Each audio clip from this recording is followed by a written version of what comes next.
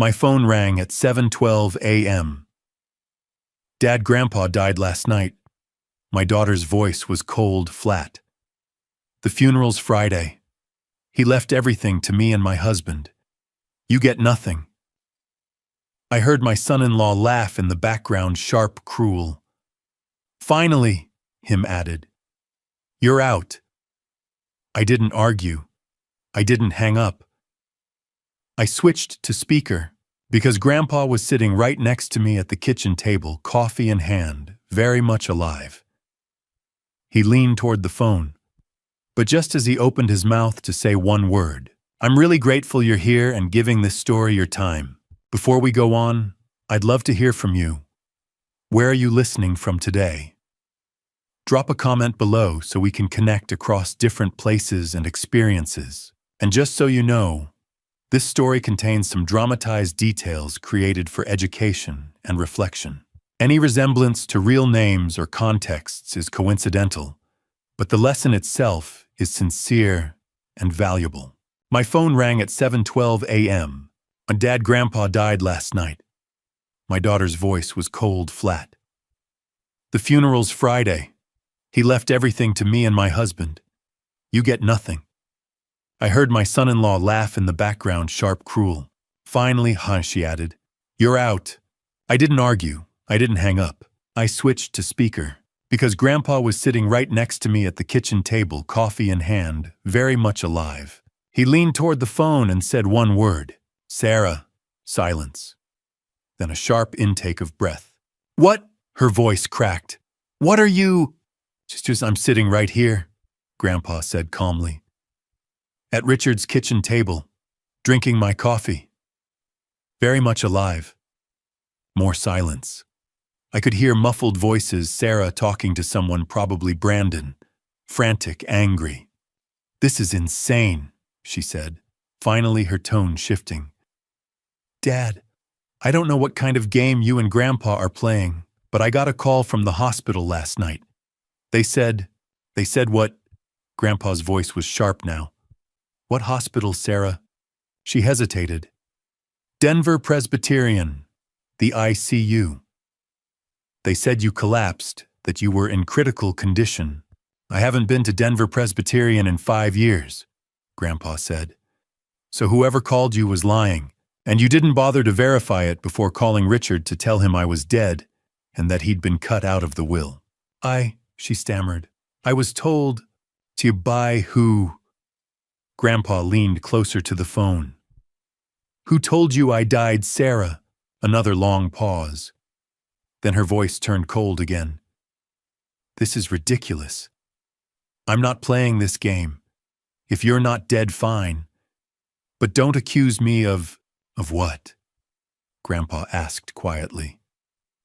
Of lying, of celebrating, of trying to claim an inheritance before the body's even cold. The line went dead. I stared at the phone for a long moment, my heart pounding in my chest. Grandpa set his coffee down carefully. She knew, he said quietly. She knew I wasn't dead. That whole call was scripted. She was testing to see if you'd believe it, or setting up an alibi, I said. My voice sounded distant, like it belonged to someone else. If something actually happened to you, she could claim she was confused, that she got bad information, that it was all a misunderstanding. Grandpa nodded slowly. Smart. Cruel, but smart. I set the phone down on the table, my hands trembling. Thank God Daniel wasn't on that call. My son was in Seattle battling early-stage Parkinson's and raising 2 kids, Emma and Liam. He didn't need to hear his sister's cruelty. He didn't need to know what she'd become. Margaret had always said Daniel had the heart of an angel. Too kind, too trusting. Especially when it came to his older sister. What do we do? I asked. Grandpa reached into his jacket pocket and pulled out a small digital voice recorder. Red light blinking. We document everything. Every call, every lie, every threat. Because this isn't over. This is just the beginning. He pressed stop on the recorder. The red light blinked off. Margaret warned me about this, he said quietly. 3 years ago before she died. She told me Sarah was asking questions about the estate, about the will, about how much everything was worth. She said Sarah would come after us eventually. His jaw tightened. I didn't want to believe her. But Margaret was right. What else did she say? Grandpa looked at me for a long moment. She said to protect you, no matter what it cost. Because Sarah wouldn't stop until she had everything. He stood, walked to the window, and looked out at the Denver skyline. The morning sun was just starting to break through the clouds. Not call Patricia Anderson, he said. Tell her we need to meet. Today. Patricia, I asked. The estate attorney. What estate and elder law? Grandpa corrected. If Sarah's planning what I think she's planning, we're going to need someone who knows how to fight dirty. I pulled out my phone and scrolled to Patricia's number. Before I could dial, a notification popped up at the top of the screen. Email, 6:47 a.m. First Colorado Bank. Fraud alert, unauthorized access attempt. My stomach dropped. Grandpa, I said quietly, check your email. He pulled out his phone. His face went pale as he read the screen. 3 banks, he said. 3 fraud alerts. All from this morning. We looked at each other. Sarah hadn't been testing. She'd been executing. I followed his silent instruction without hesitation. My thumb found the button, and suddenly Sarah's voice wasn't just in my ear anymore. It filled the small kitchen sharp and clear against the morning quiet. My father leaned back in his chair, hands folded on the table in front of him, watching my phone like it was a witness taking the stand. And hello, are you there or are you too busy crying? The words hung in the air between us. My father's expression didn't change. He just reached for his coffee mug and took a slow sip, his eyes never leaving the phone. Sarah continued, and I could hear the shift in her tone, now less sharp, more practiced, like she'd rehearsed this part. Look, I know this is hard, but Grandpa was old. It was his time. And honestly, the way he'd been spending money lately, on you supporting your little apartment, your little life, it wasn't sustainable. My little life. She'd said it again, and this time it echoed through the speakerphone for both of us to hear. My father set his mug down with deliberate care. The thing is, Sarah went on, and now I could hear papers rustling on her end. We need to move quickly.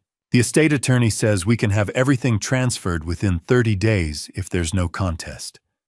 And there won't be, because Grandpa made his wishes very clear. Brandon's voice cut in closer to the phone now. We're listing the Evergreen house by end of week. $2.1 million. Lisa Parker from Parker Mountain Realty is already drawing up the listing. Says with 40 acres and that view it'll sell fast. $2.1 million. The number felt obscene in the context of this moment, as if the only thing that mattered about that property was its market value. Not the 40 years my mother had spent there. Not the wildflowers she'd planted along the fence line every spring. Not the creek where my father had taught me to tie a fly when I was 7 years old. Just a number. Just another asset to be liquidated. Mountain properties are hot right now. Brandon continued, warming to his subject. We might even get a bidding war, and the commercial building downtown. That's the real prize. Do you even know what that thing's worth, Richard? I bet you don't. Your old man kept that one quiet. I felt my spine straighten. Downtown building. My father caught my eye and gave the slightest shake of his head. Not yet. Don't react yet. Sarah's voice came back softer now, almost kind.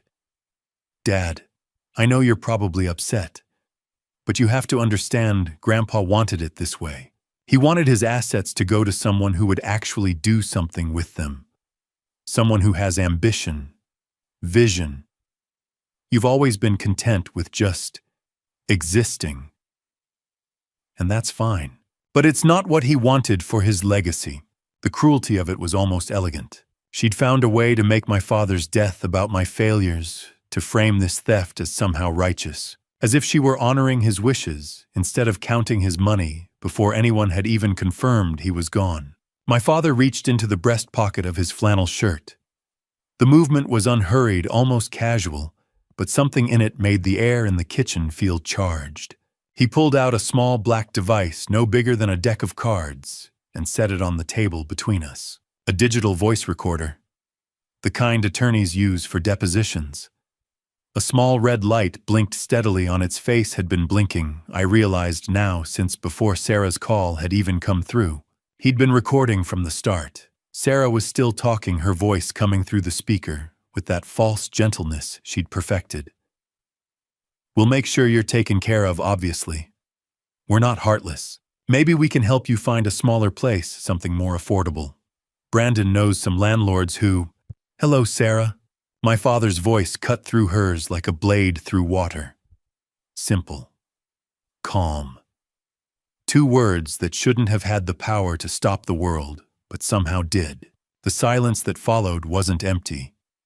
It was full of shock, of comprehension, of the sound of a carefully constructed lie collapsing. I counted the seconds in my head. 1, 2, 3. Then a sharp intake of breath on the other end of the line. Grandpa. Sarah's voice had lost all its practiced composure. It came out thin, uncertain. "That's... How are you?" "Where?" In the background, I heard movement, something clattering, maybe Brandon dropping his phone or knocking something over. Then his voice high and tight with panic. "Wait, what? He's there. He's at Richard's." More sounds. Frantic whispering. Sarah's voice muffled now, like she'd covered the microphone. "You said the hospital confirmed." Brandon's voice louder. "They did. I saw the—" More whispers. A door closing. Then silence as they scrambled to regroup. My father picked up the sealed envelope he'd tapped earlier, the one with the attorney's letterhead. He held it up at eye level between us, not opening it, just acknowledging its presence. Then he set it down next to the recording device, creating a small tableau of evidence on the worn kitchen table. When Sarah's voice came back, it had found some of its steadiness, but I could hear the cracks underneath. "Grandpa, thank God. We thought we got a call last night that you'd—" "No, you didn't." 2 words again, just as calm, just as final. My father leaned toward the phone, his voice carrying that particular quality it had when he was done entertaining nonsense. "You didn't get a call, Sarah. You made one. Or rather, Brandon made several. To 3 different banks. All between 6:47 and 7:04 this morning. All trying to report my death.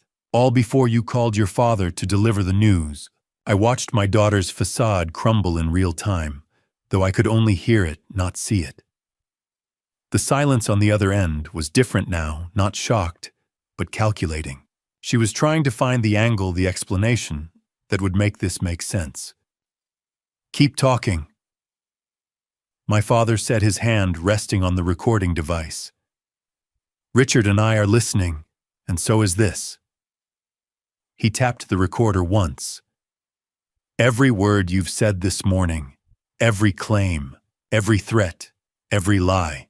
It's all right here. Evidence." The red light continued its steady blink, patient and impartial, marking each second of silence that followed like a countdown to something inevitable. The silence on the other end of the line stretched for exactly 2 heartbeats. Then Sarah's voice returned, but the venom had drained out of it, replaced by something that might have fooled a stranger. "Grandpa. Oh, thank God." Her tone dripped with false relief. We thought something had happened. Brandon and I have been so worried." "Save it." Grandpa William's voice cut through her performance like a scalpel through skin. He hadn't moved from his chair, hadn't so much as shifted his coffee mug. The only change was the faint tightening around his eyes. "I know exactly what you thought, Sarah. And I know exactly what you've been doing." I watched my father's face as he spoke. 86 years old, and in that moment he looked like a judge handing down a sentence. "I don't know what you mean." Sarah's voice had gone careful, now measured. "Dad and I were just concerned about the estate planning. You're not getting any younger, and we wanted to make sure." "Make sure of what?" Grandpa leaned forward slightly, his eyes fixed on the phone between us. "Not make sure I signed the right documents. Is that what you were doing at Denver General last Tuesday, October 8th? Another beat of silence, longer this time. I felt my chest tighten. Last Tuesday. The day Grandpa had gone in for his colonoscopy prep. He'd asked me to drive him, but I'd had that meeting with the contractor about the Evergreen Properties fence line. Sarah had volunteered, said she wanted to spend time with him. "I was there to support you," Sarah said, but her voice had lost some of its smoothness. "You were anxious about the procedure." "I was sedated," Grandpa said flatly. "Mild twilight anesthesia, the kind that makes you comfortable but leaves you just alert enough to sign documents if someone puts a pen in your hand." My stomach dropped. That's when he showed up. Grandpa continued his tone, never rising, never losing that cold, measured control. "Your friend. Brandon's college buddy. The one you introduced as a lawyer who happened to be visiting a patient on the same floor." I heard a muffled sound on the other end of the line. Brandon, probably. Trying to say something. Sarah shut him up with a hiss I could just barely make out. "His name is Ethan Miller," Grandpa said. "Though I doubt that's what he told the hospital staff. He came into my recovery bay at 2:47 p.m. You were right there with him, Sarah. You told the nurse I was your father, which was your first mistake, because the nurse knew damn well I only have one son." I stared at the table. The sealed envelope sat there cream-colored and unmarked next to the digital recorder with its blinking red light. Evidence, Grandpa had said. Every word. The nurse didn't say anything at the time. Grandpa went on, "But she made a note in my chart, and when I came out of the sedation an hour later and asked what I'd signed, she showed me the notation. Patient appeared confused. Signed document presented by daughter and visitor claiming to be attorney. Did not witness signature. Notation made for patient protection." "That's ridiculous." Sarah's voice had gone sharp again, defensive. "If you're trying to say I'm not trying to say anything. I'm telling you what happened." Grandpa's fingers tapped once against the table, a single deliberate beat. "You handed me a power of attorney document, a durable POA, that gave you and Brandon full control over my financial affairs, including the authority to sell property access accounts and make medical decisions on my behalf." Ethan Miller stood there in his cheap suit and his fake briefcase and told me it was standard estate planning, while I was still groggy enough to believe him. I felt something cold crawling up my spine. A POA durable. That would have given Sarah everything. Access to Grandpa's accounts, the evergreen land, the downtown property. But here's the thing, Sarah. Grandpa's voice dropped lower, quieter, and somehow that made it worse. The hospital has cameras, every recovery bay, every hallway, and when I requested the footage 2 days later, there you were. Clear as day. You, Brandon's friend Ethan, and a document with a forged signature. That's a lie. Sarah's voice cracked just slightly on the last word. We were just trying to help. Ethan Miller confessed 4 days ago, Grandpa said, to a notary investigator from the Colorado Secretary of State's office. He admitted you paid him $3,000 to impersonate an attorney, present the document, and witness a signature that I never actually gave. He admitted the signature on that POA was traced from a previous document. And he admitted that when he realized the state was investigating, he decided cooperation was a better option than a felony fraud charge. The air in the room felt thick. I realized I'd been holding my breath. $3,000, Grandpa repeated softly. That's what you paid to try and steal an $8 million estate. We weren't stealing anything. Sarah's voice exploded through the speaker, all pretense gone now. We were protecting family assets. You're 86 years old, Grandpa. You're not competent to manage this kind of wealth anymore. Someone had to step in before what? Grandpa's voice was ice. Before I gave it all to Richard. Before I put it in a trust you couldn't touch. Is that what this is about? You don't understand. Sarah was breathing hard now, her words coming fast and ragged. Brandon and I have sacrificed everything to stay close to this family. We've put our lives on hold. Our careers, your careers. Grandpa let out a short, humorless laugh. Brandon hasn't held a job in 4 years. And the last time you worked, Sarah, you were fired for falsifying expense reports. Don't talk to me about sacrifice. That's not fair. Fair. Grandpa's hand came down flat on the table, a single sharp crack that made me flinch. You want to talk about fair? You tried to forge my signature while I was sedated in a hospital bed. You bribed a man to impersonate an attorney. You violated my trust, my dignity, and the law. And you did it because you thought I was too old and too trusting to notice. Silence. Then quietly, almost gently. But I noticed Sarah. I noticed everything. I looked at my father. His face was calm, but his jaw was set in a way I recognized from my childhood. The way it looked when he'd caught me in a lie and was waiting for me to confess. The video is saved, Grandpa said. The notary investigator's report is filed. The forged POA is in evidence.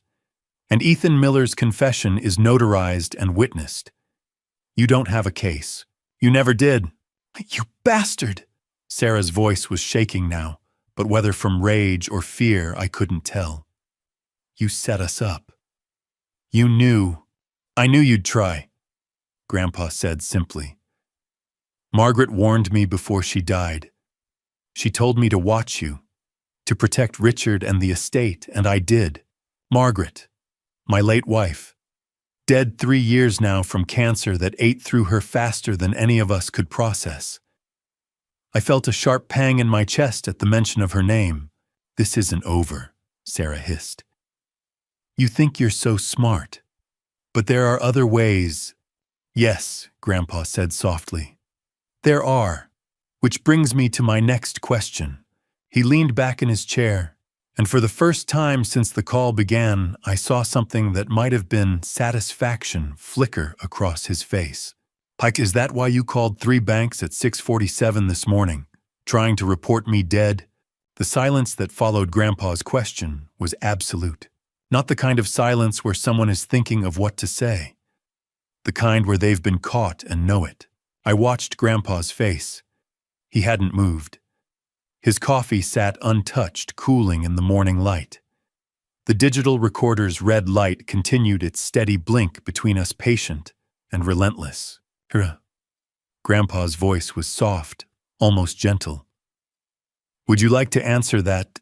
Nothing. Not even the sound of breathing on the other end. Then quietly, Grandpa reached across the table and slid his phone toward me. Not the one on speaker, his personal cell lying face up beside the recorder. The screen was already lit open to his email inbox. I read them, he said. Out loud. I looked down.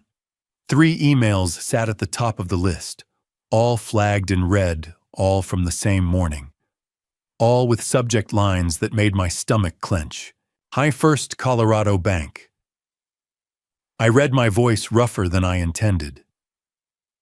Security alert, unauthorized death notification attempt. Received at 6:52 a.m.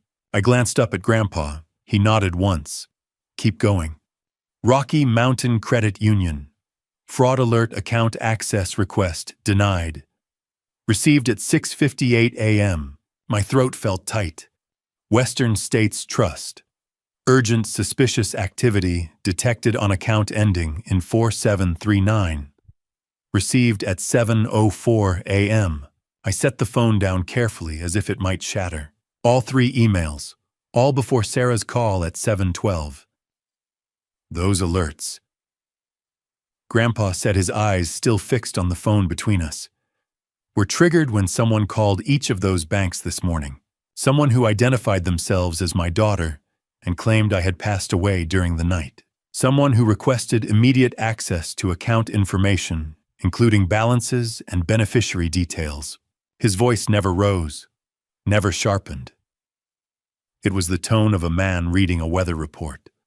Each bank has protocols for death notifications, he continued. They require a death certificate or at minimum a call from a verified next of kin with documented authorization. The person who called this morning had neither. But they did have one thing. He paused. They called from an email address that's been on file with two of those banks for the past 8 months. An email address associated with a joint account I was supposedly setting up for estate planning purposes. Grandpa tapped the phone screen, pulling up one of the alerts. He turned it so I could see the details at the bottom. Request originated from Brandon Mitchell, 1989@gmail.com. My chest went cold. "Gee, Brandon," Grandpa said quietly. "Your son-in-law made those calls, Richard. From his email, from his phone. At 6:47 this morning, he called 3 banks and tried to report me dead." The silence on the other end of the line finally broke. "That's not..." Sarah's voice was strangled, breathless. "That wasn't supposed to..." What?" Grandpa's tone was ice. "Wasn't supposed to get flagged. Wasn't supposed to leave a trail. It was your plan." Brandon's voice exploded through the speaker, raw and panicked. "You told me to call them. You said we had to move fast before anyone else could..." "I did not tell you to use your own email, you idiot!" Sarah's voice cracked high and sharp. "I told you to use a burner. I told you to..." "You told me it didn't matter," Brandon shot back. "You said Grandpa was old, that he wouldn't check his email before noon, that by the time anyone noticed..." "Oh my God, Brandon, do you hear yourself?" Sarah was shouting now, all pretense gone. "You just confessed to wire fraud on a recorded line. You're the one who said..." "I didn't say anything. This was your idea. You're the one who wanted to..." "Why, don't you dare pin this on me!" Brandon's voice was ragged. "I'm not going down for this alone, Sarah. If I'm going to jail, you're coming with me because this whole thing was..." The line went dead, not a hang-up, a cut-off. Someone had ended the call mid-sentence, and I didn't know if it was Sarah or Brandon or both of them smashing their phones at the same time. The sudden silence felt louder than the shouting. I stared at the phone on the table. The screen had gone dark.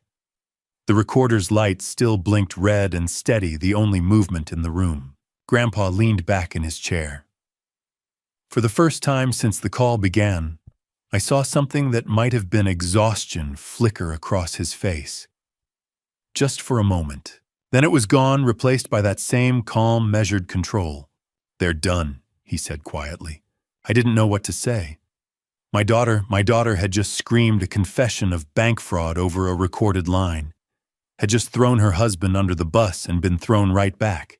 Had just imploded in real time while my father and I listened. I felt sick. "To Grandpa," I said finally, my voice barely above a whisper. "What the hell is happening?" He looked at me, really looked at me the way he used to when I was a kid, and had just asked a question he'd been waiting for. "What's happening?" he said slowly. "Is that your daughter and her husband tried to steal an $8 million estate by faking my death, forging legal documents, and committing wire fraud across state lines." He said it so simply, so plainly, like he was explaining how to change a tire. "The hospital scheme was their first attempt," he continued. "The POA forgery. When that didn't work, when I caught them and filed a complaint, they escalated. They decided that if they couldn't control my assets while I was alive, they'd simply report me dead and try to claim them before anyone could verify." I felt the room tilt slightly, or maybe that was just me.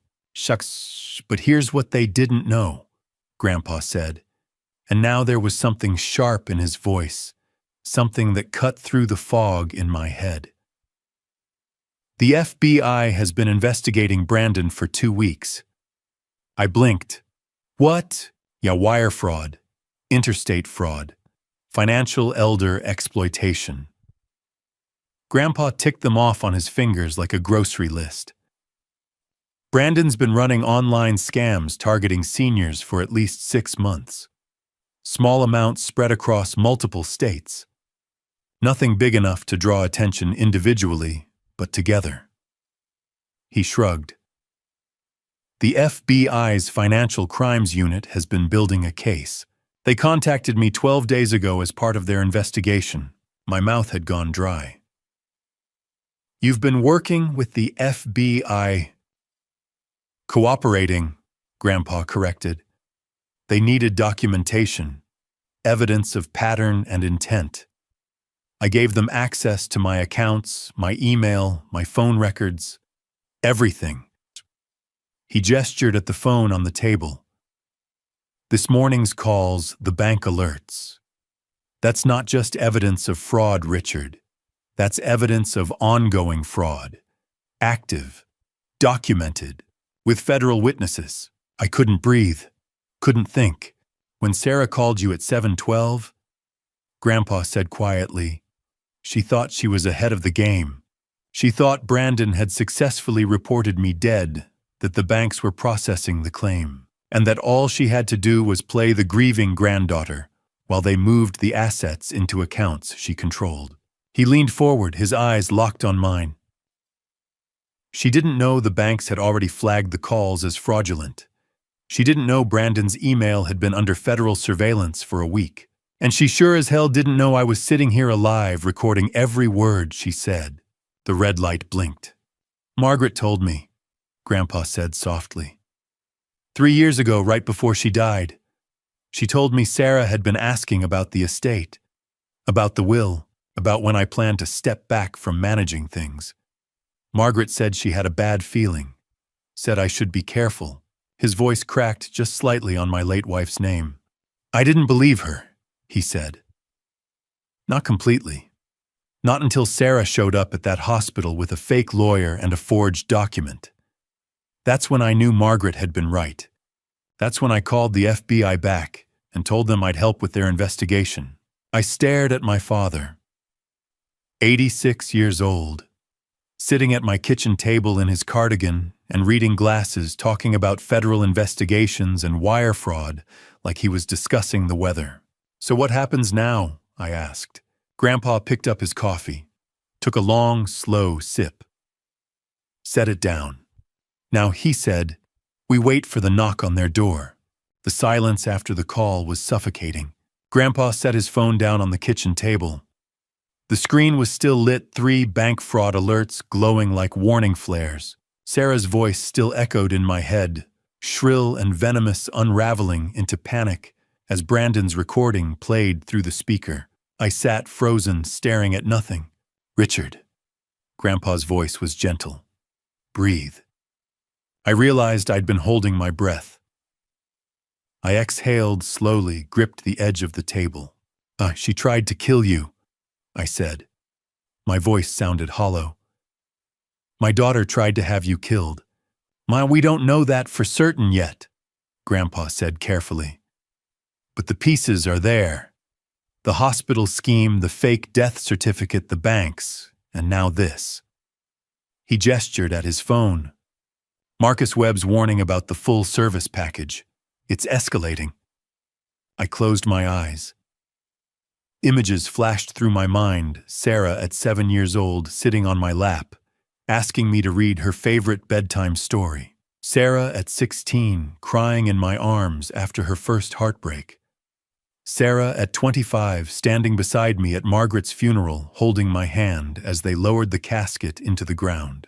When had it changed? When had she become this? Margaret knew, I said quietly.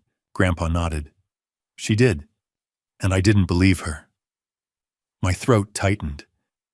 She tried to warn me. She told me Sarah was asking strange questions, that something felt wrong, and I told her she was being paranoid. I said it was the pain medication making her anxious. You were trying to protect your daughter, Grandpa said. That's not a crime. I was blind. You were a father. I opened my eyes and looked at him. When did Margaret tell you? 2 years before she died, Grandpa said. Maybe a little longer. We were sitting on the back porch at Evergreen. She'd just come back from lunch with Sarah. They'd gone to that Italian place downtown, the one Margaret loved. She came home quiet, upset. I asked her what was wrong. He paused, his gaze distant. Shakti, she said Sarah had spent the entire lunch asking about money, about the estate, the properties, the trust accounts. Not, how are you feeling, Mom? Or what did the doctor say? Just numbers. Margaret said it felt like Sarah was taking inventory, calculating. I felt sick. Margaret told me she was scared, Grandpa continued. Not of dying, she'd made peace with that. She was scared of what Sarah would do after she was gone. She said, William, I need you to promise me something. When I'm not here anymore, you have to protect Richard. Sarah will come after him. She'll try to take everything, and he won't see it coming because he loves her too much. His voice cracked slightly on the last word. So I promised. I told her I'd watch, I'd document, I'd be ready. And she started keeping a journal, writing down every conversation, every red flag, every lie, building the case we'd need when the time came. I wiped my eyes with the back of my hand. She knew it would be this bad. She knew it could be. Grandpa's expression was somber. Margaret said Sarah had been showing signs since childhood. Small things, stealing Christmas money from her cousins when she was 12, forging permission slips in high school, lying about college expenses. Margaret always made excuses for her. We both did, but near the end, she couldn't ignore it anymore. Margaret had worried about Daniel too, I remembered. She'd said it once, maybe a year before she died, when Daniel had flown in from Seattle for a visit. We'd been sitting in the living room, watching Daniel play with his kids, and Margaret had leaned over and whispered, He has the heart of an angel, but he's too gentle when it comes to his sister. She'll use that against him if she gets the chance. I hadn't understood what she meant at the time. Now I did. She was protecting both of us, I said quietly. Me and Daniel. She was protecting everyone she loved, Grandpa said. That's who Margaret was. I looked down at the table. At the phone, the recorder, the fraud alerts. The evidence of my daughter's betrayal laid out like a crime scene. What do we do now? I asked. Grandpa reached across the table and squeezed my hand. We finish what Margaret started. We protect the family, and we make sure Sarah doesn't hurt anyone else. I nodded. Outside, the morning sun climbed higher. The city woke up around us, traffic voices, the hum of ordinary life continuing as if nothing had changed. But everything had changed. My phone buzzed. An email notification. Parker Mountain Realty, listing confirmation, Evergreen Estate.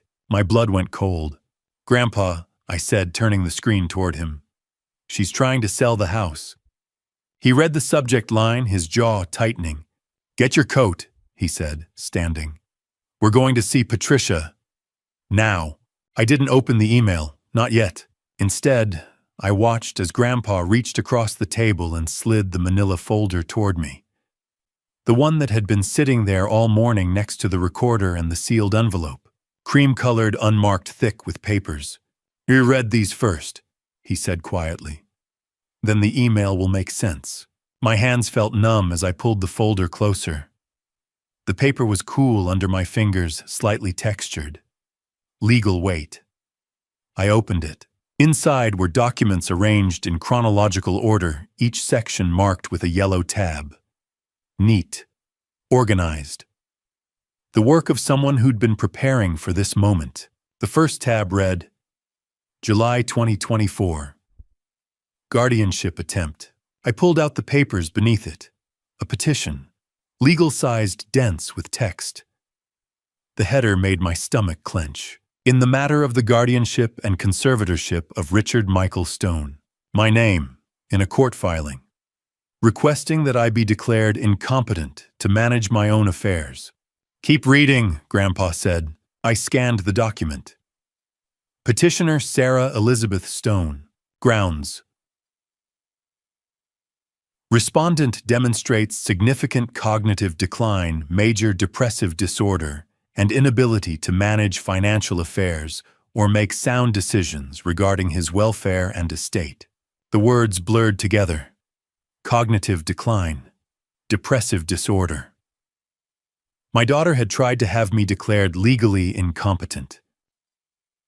"There's a medical evaluation attached," Grandpa said. Page 4. I flipped forward. There it was. A psychological assessment signed by someone named Dr. James Morrison, Ph.D., licensed clinical psychologist. Except he wasn't. Morrison was a friend of Brandon's. Grandpa said, his voice flat.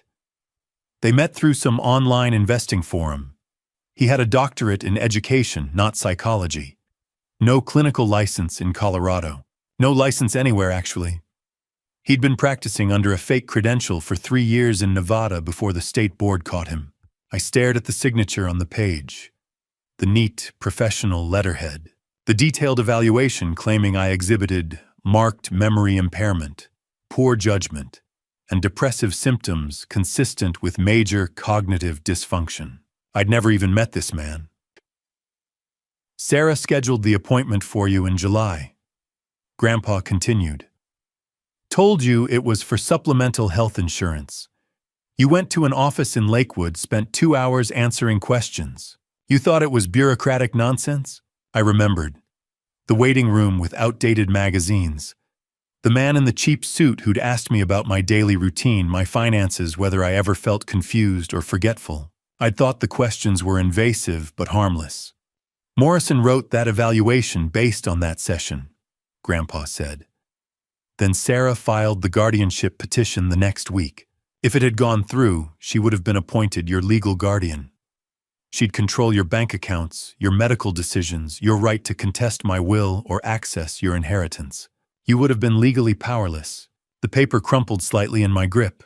"How did you stop it?" Patricia Anderson." Grandpa tapped the next page in the folder. "My attorney. I asked her to review the petition. As a courtesy, told her I wanted to understand what Sarah was claiming. Patricia ran a background check on Morrison. Found out he wasn't licensed.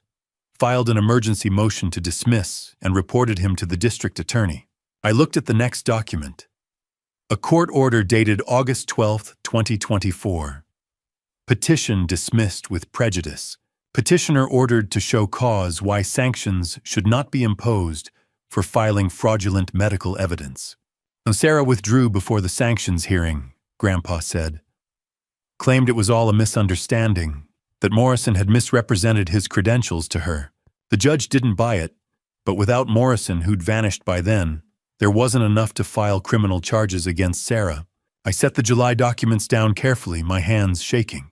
"Not that was attempt number 1, Grandpa said. She tried to control you to get to me. I didn't want to look at the next section, but I did." The second tab read, September 15, 2024. Death certificate fraud. I pulled out the papers. Hospital intake forms. A routine checkup scheduled for September 15th, a Friday. Just a blood draw and basic physical. Grandpa's doctor had recommended quarterly monitoring given his age. I asked Sarah to drive me, Grandpa said quietly. I wanted to see what she'd do if given the opportunity. My throat went dry. "You set her up." I gave her a chance to prove me wrong.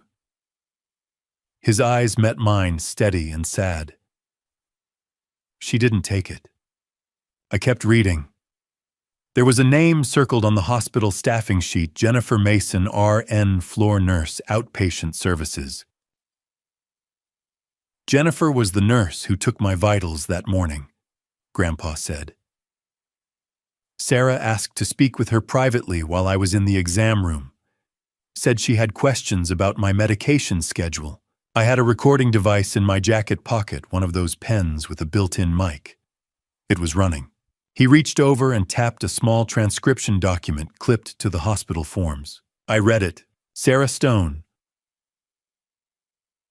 I need a favor, a big one. There's $5,000 in it for you. Jennifer Mason.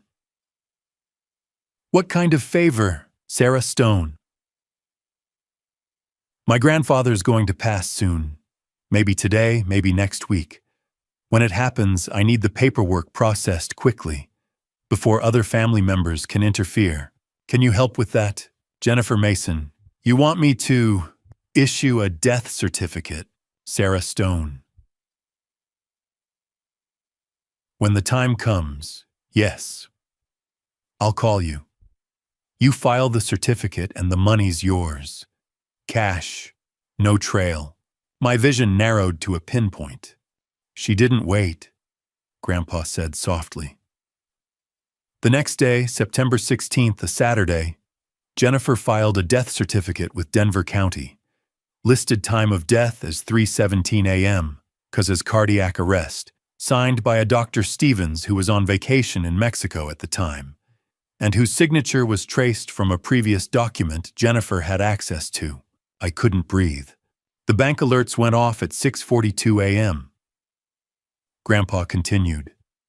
Similar to what happened yesterday morning, fraud detection, suspicious death notification account, freeze protocols. But this time I was ready. I called Patricia, called the county clerk, called the hospital's compliance office. By noon, Jennifer was in custody. He slid another document toward me. An arrest report dated September 17th. Jennifer Mason, age 34, charged with filing a false instrument forgery and conspiracy to commit fraud. She confessed within 6 hours, Grandpa said. Gave up Sarah, gave up the $5,000. She'd already spent $2,000 of it paying off credit card debt. But here's what made the FBI take notice. He pointed to a paragraph in the police report I'd missed. Subject admits to filing fraudulent death certificates on 4 prior occasions in 3 states, Nevada, Arizona, New Mexico, between 2021 to 2024. Subject recruited through online platform by individuals seeking to expedite estate settlements and insurance claims. Subject received payments ranging from $3,000 to $7,000 per incident. Jennifer wasn't just a corrupt nurse, Grandpa said. She was part of a network, an interstate fraud ring targeting elderly people with estates. The FBI's Financial Crimes Unit had been investigating her for 8 months. When she confessed to Sarah's scheme, they had everything they needed to tie Sarah into a federal case. I stared at the page, trying to process what I was reading. The FBI started active surveillance on Sarah on September 20th. Grandpa said. Phone taps, email monitoring financial records. They contacted me on September 22nd and asked me to cooperate. Said they needed documentation, recorded evidence, a clear pattern of intent. I gave them everything. You've been working with the FBI for 3 weeks. I said numbly. Yes, and Sarah doesn't know. She didn't. Grandpa's expression was grim. Until this morning, when she and Brandon confessed to wire fraud on a recorded line that the FBI is probably already transcribing, I looked down at the documents again. July, September. 2 attempts. 2 failures. October was the 3rd, I said quietly, remembering task 3. The hospital. Ethan Miller. The forged power of attorney. Yes. Grandpa folded his hands on the table. She's escalated each time. July was calculated, try to control you through the courts. September was desperate, try to fake my death while I was still breathing. October was reckless, forged documents while I was sedated and hope no one noticed. And this morning was panic. Grandpa finished. She knew the October scheme had failed, knew Ethan Miller had confessed, knew she was running out of time and options. So she and Brandon tried to report me dead before anyone could stop them, called 3 banks before dawn, and then called you to make it official. He leaned back in his chair, looking suddenly deeply tired. She didn't know the FBI was already watching. Didn't know the banks had flagged Brandon's email. Didn't know I was sitting here recording every word. The morning light had shifted, casting long shadows across the table. The coffee in my mug had gone cold hours ago. The recorder's red light still blinked, patient and relentless. "There's one more thing," Grandpa said quietly. He reached over and tapped my phone, still lying face up on the table where I'd set it down after reading the bank fraud emails. "Now check your email," he said. "The one from last night. Parker Mountain Realty." I picked up the phone with hands that felt like they belonged to someone else. Opened the email app. Found the message. Subject confirmation. Evergreen Estate listing agreement. Sent Monday, 9:47 p.m. From Parker Mountain Realty, Jessica Torres, Senior Agent. I opened it. "Dear Mr. Stone, thank you for authorizing the listing of your property at 4250 Elk Ridge Road, Evergreen, Colorado. Per our phone conversation this afternoon, we have entered the property into MLS with an asking price of $2,100,000. The listing went live at 5 p.m. today. Our first showing is scheduled for Wednesday at 10 a.m., with an open house on Saturday, October 19th, from 1 to 4 p.m. I've attached the signed listing agreement and disclosure forms for your records.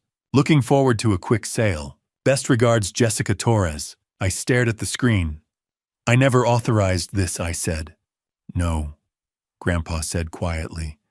"But someone with a forged power of attorney and access to my email account did." The email from Jessica Torres wasn't just a confirmation. It was a package. I scrolled down past the initial message, past the cheerful closing, and the Parker Mountain Realty logo to the attachments section. 3 files. PDFs. I tapped the first one. Listing agreement. 4250 Elk Ridge Road. 23 pages of legal boilerplate. Standard real estate contract. Seller disclosures, commission structure, marketing authorization. I skimmed through it, my eyes catching on the signature page at the end. There it was. A signature that was supposed to be Grandpa's. Neat, steady, completely unlike his actual handwriting. And beside it, a date. October 10th, 2024. My blood went cold. "Grandpa," I said quietly. What were we doing on October 10th? He didn't even have to think about it. Thursday morning. We drove to Patricia Anderson's office in Cherry Creek, spent 3 hours going over estate documents and setting up contingency protocols in case Sarah tried something else after the September incident. Patricia's secretary made us lunch. We didn't leave until 2:30. I looked at the signature again. October 10th, supposedly signed at 4:15 p.m. according to the notary stamp below it. "We were together all day," I said. "We have an alibi. We have more than that." Grandpa reached over and pulled his phone toward him, tapping through his photo gallery. He turned the screen toward me. A selfie, him and me and Patricia Anderson, in her conference room, the 3 of us holding coffee mugs, a wall clock visible in the background, showing 1:47 p.m. Patricia insisted on taking this, said we should document the day for exactly this reason. I stared at the photo. Proof. Time-stamped, geotagged, witnessed. "They forged another power of attorney," I said numbly. "Even after Jennifer got arrested.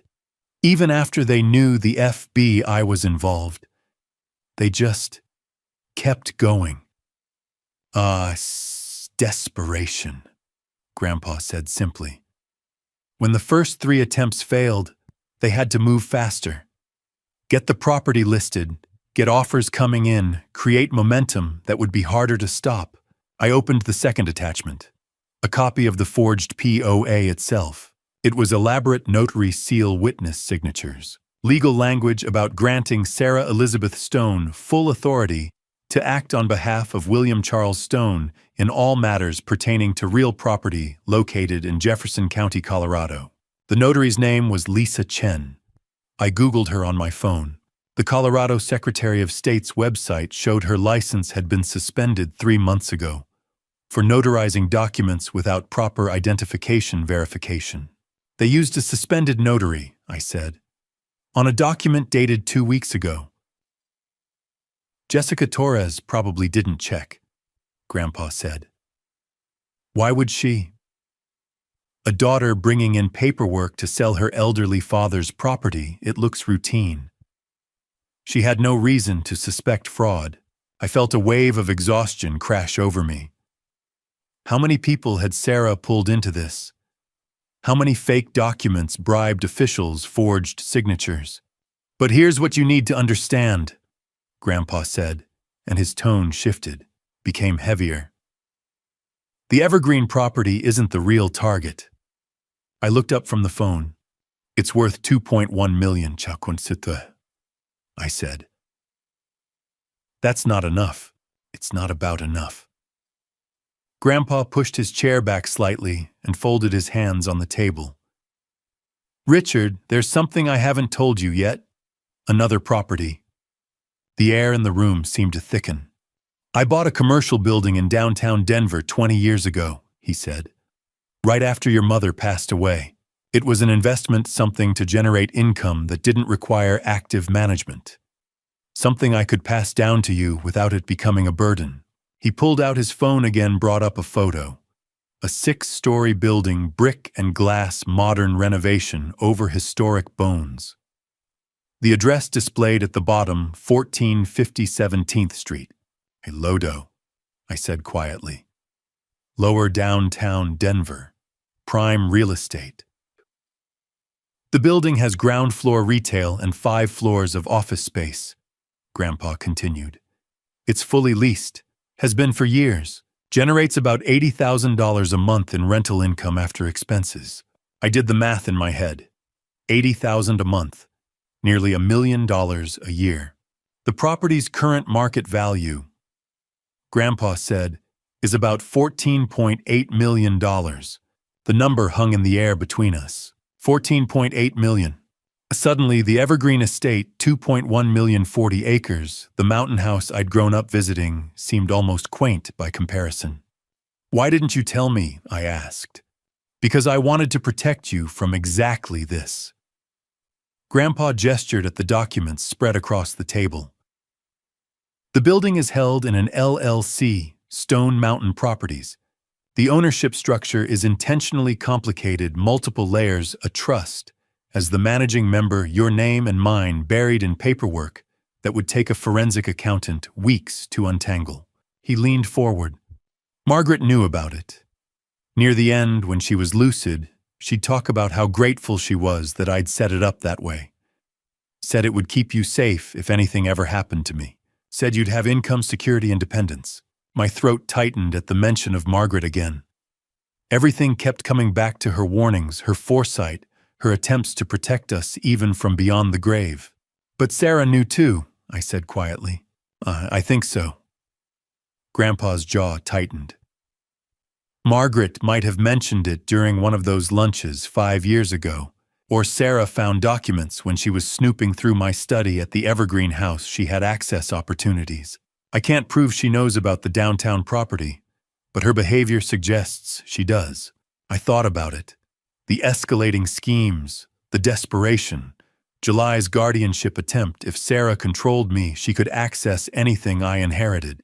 September's fake death certificate. If Grandpa was legally dead, his assets would go to probate, and Sarah could position herself as the primary heir. October's hospital, POA, direct control over Grandpa's affairs and property decisions. And now the Evergreen listing. Not because $2 million was the prize, but because it was a test run. A way to establish that Sarah had authority to sell Grandpa's property. Once the Evergreen sale went through, once she'd proven she could execute a real estate transaction with the forged POA, the downtown building would be next. $14.8 million. That was what this was really about. She could list the downtown property, I said slowly, working through it. Use the same fake POA. Find a commercial broker, claim you'd authorized her to handle the sale. At $14 million, even a 10% undermarket sale would net her over $13 million. and with me declared dead via fake death certificate. Grandpa added, she could forge probate documents, claim the LLC passed to her as next of kin, sell the building, and disappear with the money before anyone noticed the fraud. By the time the courts untangled it, she'd be in a country without extradition treaties. I felt sick. This wasn't about greed, I said. This was about escape. She and Brandon are buried in debt, probably legal exposure from his online scams, and they needed enough money to vanish completely. Start over somewhere else. 14 million would do that. Grandpa nodded slowly. I think you're right. We sat in silence for a moment. The morning light streamed through the kitchen window, warm and ordinary, completely at odds with the conversation we were having. So what do we do? I asked finally. Grandpa picked up his phone, started scrolling through his contacts. There's a fourth attempt, he said quietly. I found out yesterday afternoon. Sarah filed something at the courthouse Friday, October 11th. I don't have all the details yet, but Patricia got a courtesy call from the clerk's office yesterday morning. There's a hearing scheduled. My stomach dropped. What kind of hearing? Emergency probate petition. Grandpa's face was grim. Sarah's trying to have me declared legally dead and have herself appointed as emergency administrator of my estate. She's using the September fake death certificate that was supposedly corrected as evidence that there's confusion about my status, and claiming immediate family emergency requires expedited probate to protect assets. That's insane, I said. You're sitting right here, which is why we need Patricia, now. He looked at his watch. It was 7:42 in the morning. Her office opens at 8:30. We need to be there when the doors unlock. If Sarah's petition goes forward, if a judge grants even temporary authority, he didn't finish the sentence. He didn't have to. If Sarah got emergency probate authority even for a few days, she could sell everything. Evergreen, the downtown building, liquidate accounts, transfer assets. By the time the court realized she'd used fraudulent documents, the money would be gone. Call Patricia, no, I said. Grandpa was already dialing. The drive downtown took 20 minutes through morning traffic. Grandpa sat silent in the passenger seat. Hands folded, the manila folder resting on the console beside his phone and that blinking recorder. I'd thrown on a jacket and left without breakfast. The coffee in my travel mug went cold, untouched. Downtown Denver at 8 a.m. was brake lights and construction. I took Spear Boulevard, cutting through morning glare, bouncing off high-rises. Patricia's office was on 17th Street. Not far from Grandpa's commercial property, I realized, sandwiched between a bank and corporate headquarters. I parked in the adjacent garage, third level. Our footsteps echoed through dim concrete as we walked to the elevator. Neither of us spoke. 14th floor. The doors opened onto neutral carpet and brass placards. Anderson and Associates. Estate planning and elder law. The glass door was unlocked. Small waiting area, empty reception desk. And beyond that, an open office where Patricia Anderson stood at a conference table, papers spread like a battle map. She looked up as we entered. Patricia was late 50s, steel gray hair in a sharp bob, reading glasses perched on her nose. Navy suit, no jewelry except a watch.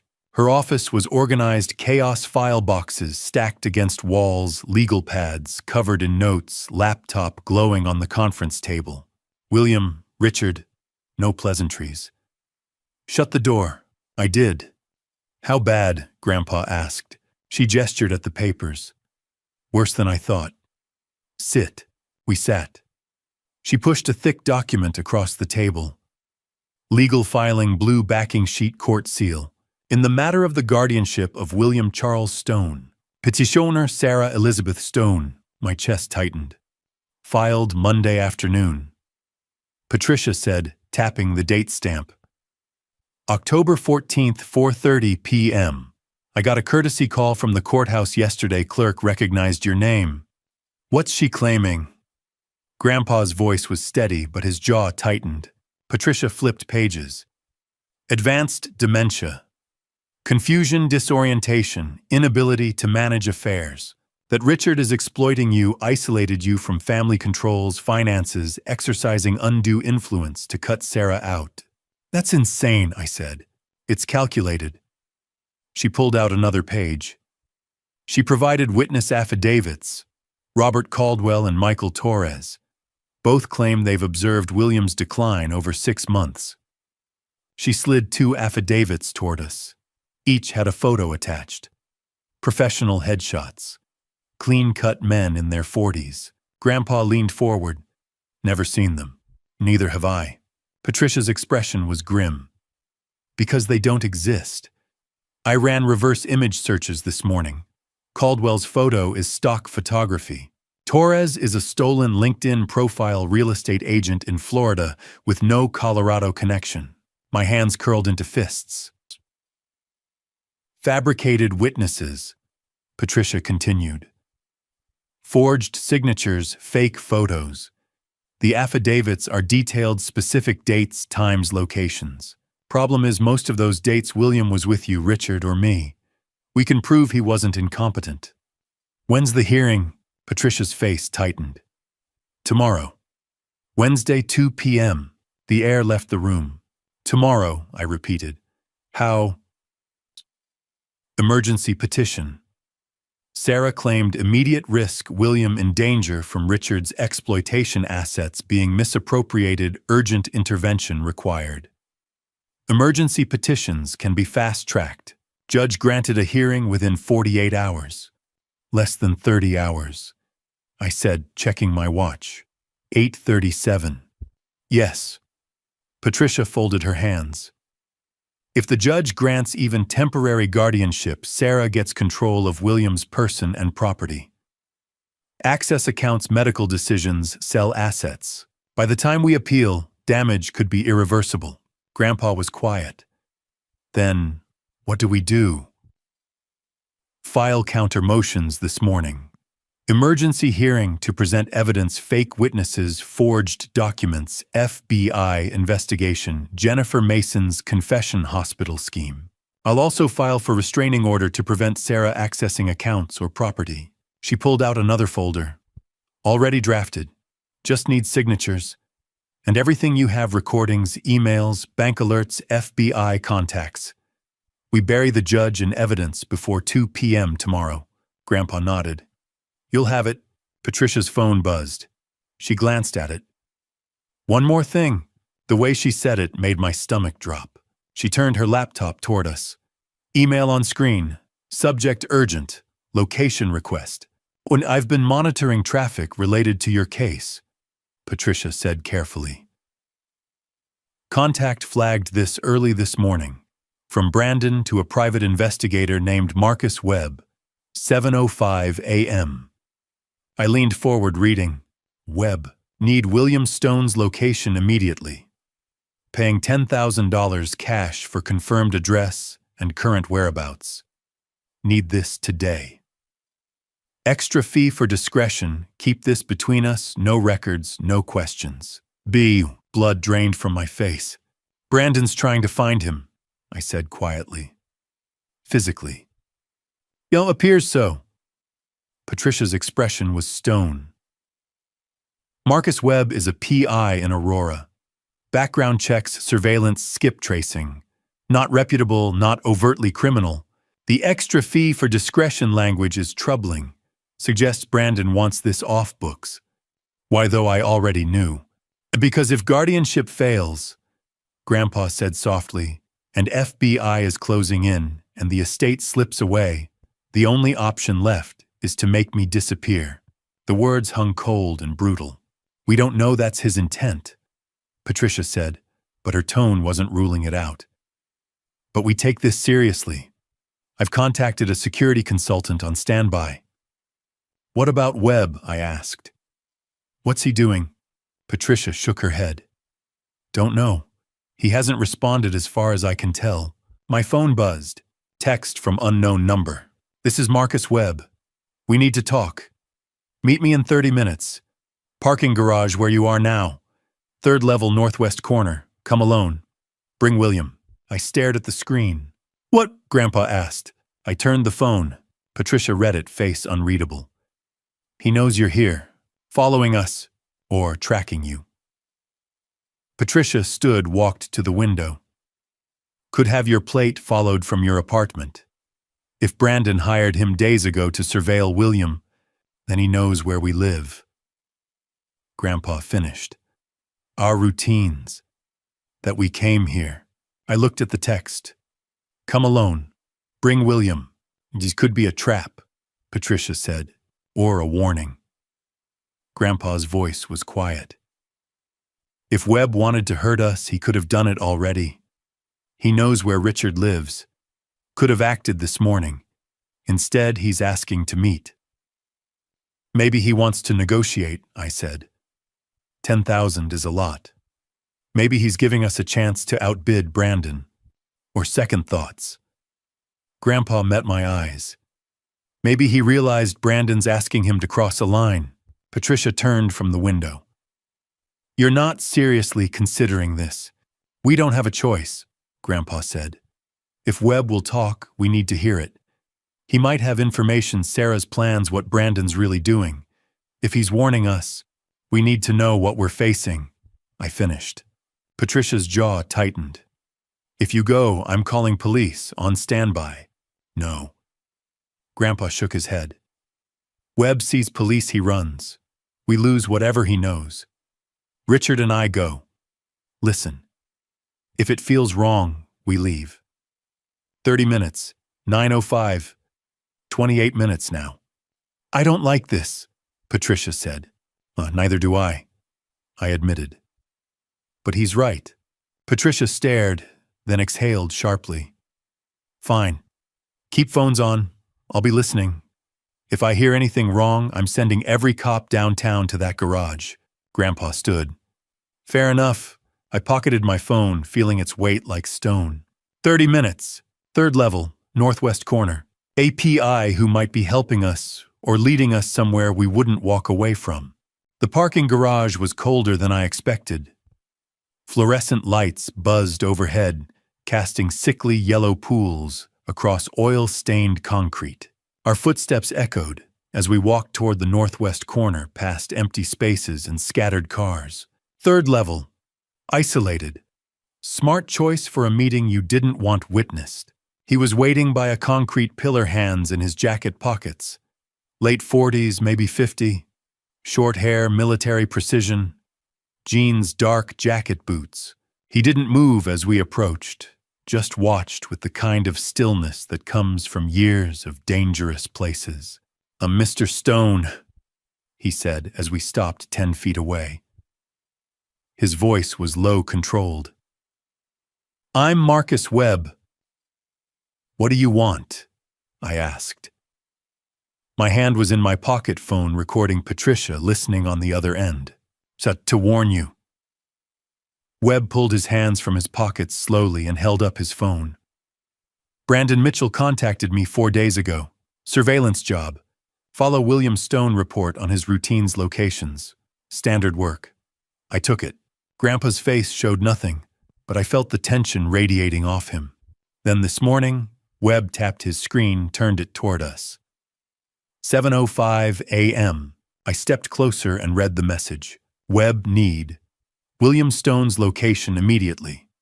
Paying $10,000 cash for confirmed address and current whereabouts. Need this today. Extra fee for discretion, no records, no questions. B. The same message Patricia had shown us. I didn't respond, Webb said.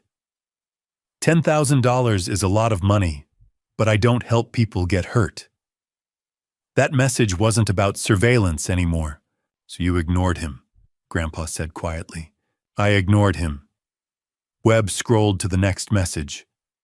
20 minutes later, he sent this. Webb $20,000. Cash. Today, just need location. B. $20,000. Ma still didn't respond, Webb said. At that point, I knew Mitchell was desperate, so I kept monitoring. He scrolled again, stopped on a message, and turned the screen toward us. 8:43 a.m. Brandon sent this to a different number. someone else. I read it. Need alternative solution.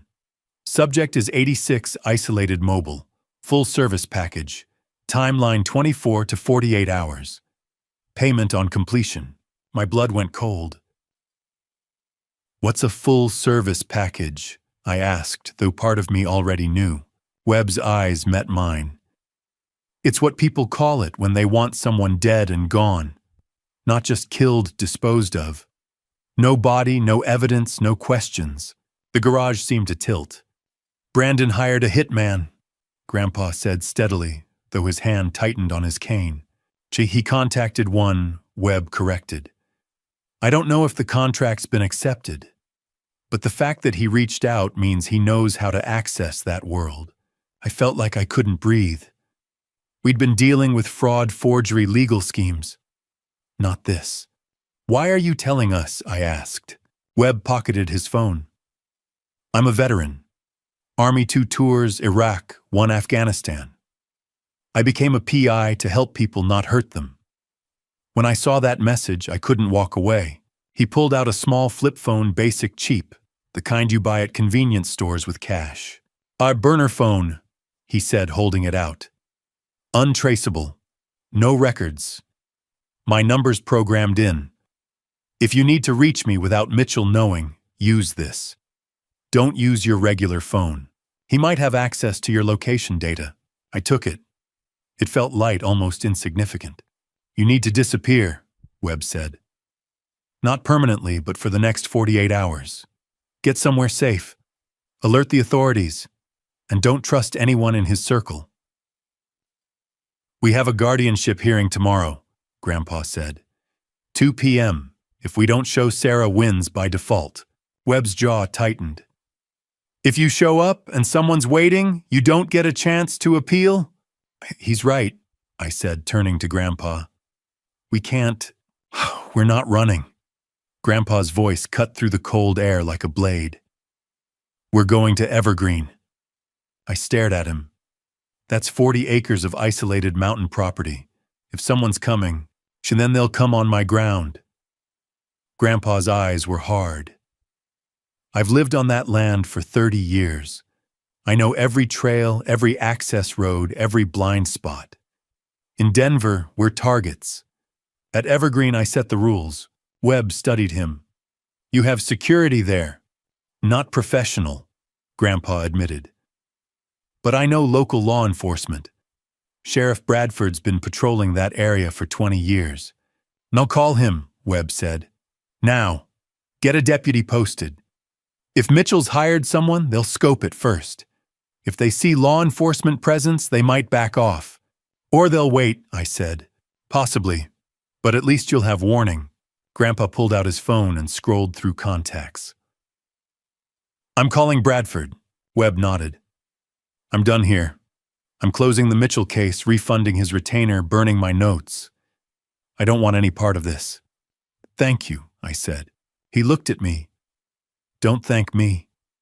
Just stay alive. And if you need to reach me, he gestured at the burner, use that. Not your regular line. He turned and walked away. 30 seconds later, a car engine started on the lower level. Then silence. Grandpa pressed his phone to his ear. Bradford, it's William Stone. I need a favor. I listened as he explained carefully, without panic, that there'd been threats related to a family legal matter. That he was driving to Evergreen. That he'd appreciate a security check, maybe patrol swing-bys over the next couple days. Thank you, Jim. I owe you. He ended the call. Bradford's sending a deputy within the hour, Grandpa said. Perimeter check increased patrols on Elk Ridge Road. And then what? Grandpa looked at me. Then we drive up there. We secure the property. We wait for tomorrow's hearing, and if anyone comes looking, his expression was cold, harder than I'd ever seen. They'll find out I don't go quietly. I looked at the burner phone in my hand. At my father, 86 years old, planning to face down a hired killer. We should call the FBI, I said. We will, from Evergreen, once we're secure. Right now, we move. He was already walking toward our car cane, tapping against concrete shoulders straight. I followed, pocketing both phones, wondering if we were walking into safety or a trap. Either way, we were going to Evergreen. The gate was open, not wide, just enough for a vehicle to slip through. The heavy iron gate at the Evergreen property entrance hung at an angle that was wrong. I slowed the car as we approached in the late morning light. The padlock had been pried open. Metal twisted paint scraped the mechanism, hanging useless. "Someone's been here," I said quietly. Grandpa leaned forward. "Keep driving, slowly." I eased through the gate and up the gravel drive. Fresh tire tracks cut through the gravel, not ours. Wide tread, heavy vehicle, maybe hours old. I parked near the front porch. The house looked intact, but as I walked closer, I saw the damage. The window beside the front door frame splintered, wood chipped. Someone had tried to pry it open and failed. They didn't get in," Grandpa said, running his hand along the frame. "But they tried." I took photos.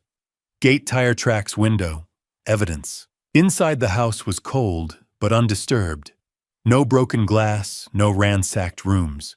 Grandpa went straight to the security panel in the hallway. He pulled up the footage log, scrolling through timestamps. "There," he said. "Yesterday, Monday, 2:12 p.m. The screen showed the front of the house. A dark blue pickup pulled into frame, no plates visible. 2 men got out, Brandon, and a second man, taller, broader, maybe late 30s. Baseball cap, sunglasses, dark jacket, professional.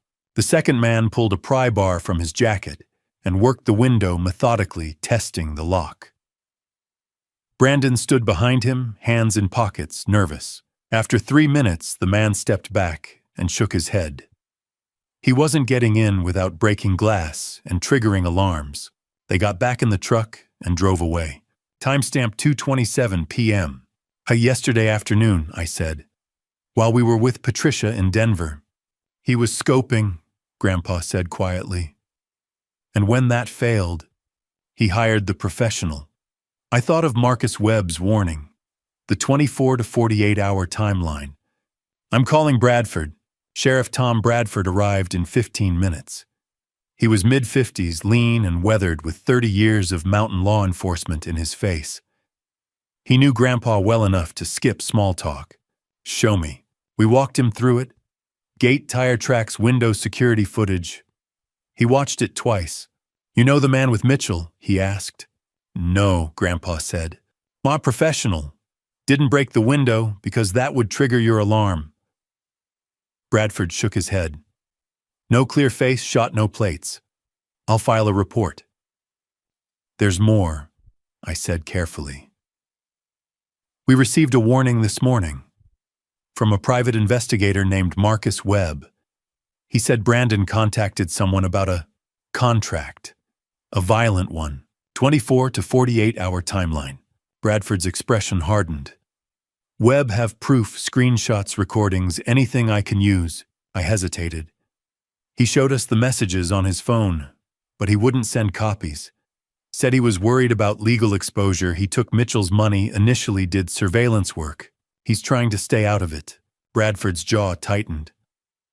"So what I've got is hearsay from a PI who won't testify, and video of an attempted break-in that didn't succeed."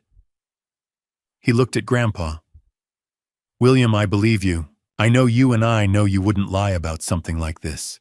But without hard evidence, no threatening messages, I can verify, no witness willing to go on record, I can't get a warrant. I can't make arrests on rumors from the underground." "I understand," Grandpa said quietly. Bradford pulled out his phone, made a call. "Jenkins, it's Bradford. I need you to add Elk Ridge Road to your patrol route for the next 72 hours. Every 2 hours, swing by 4250, do a slow pass check for unfamiliar vehicles. If you see anything, and I mean anything, call me directly." He paused. "Yeah, it's serious. Stone family situation. Just trust me on this." He ended the call and looked at us. "I'm putting extra patrols on this road.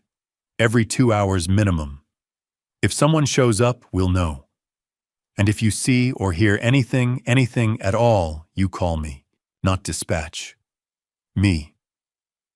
He wrote his cell number on the back of his card and handed it to Grandpa. I'll do everything I can within the law, William, but I need you to understand. I can't post a deputy here full-time without evidence of an imminent crime. I know, Grandpa said, and I appreciate what you're doing. Bradford looked between us. You two be careful. Lock everything. Keep your phones charged. And if Marcus Webb changes his mind and wants to give me those screenshots, you tell him I'll protect his identity as much as the law allows. He left at 1:30. We spent the rest of the afternoon securing the property, checking locks, testing alarms, verifying cameras. By 7 p.m., the sun had dropped behind the mountains, and the temperature had fallen into the 40s. We made coffee, turned on lights, and sat down in the living room. The sealed envelope sat on the coffee table between us, cream-colored, thick, wax seal. It's time, Grandpa said quietly. He picked up the envelope, cracked the seal, and pulled out 2 documents. The first was a will, last will and testament of William Charles Stone, dated October 8th, 2024. October 8th. The same day as the hospital scheme. William Charles Stone left his entire estate to Richard Michael Stone. Everything. Evergreen, the downtown building, all assets. To Sarah Elizabeth Stone, he left $1. October 8th. I said. You knew she'd try something that day. We knew, Grandpa said. Margaret and I. He pulled out the second document, Exhibit A. Predicted actions. July 2024.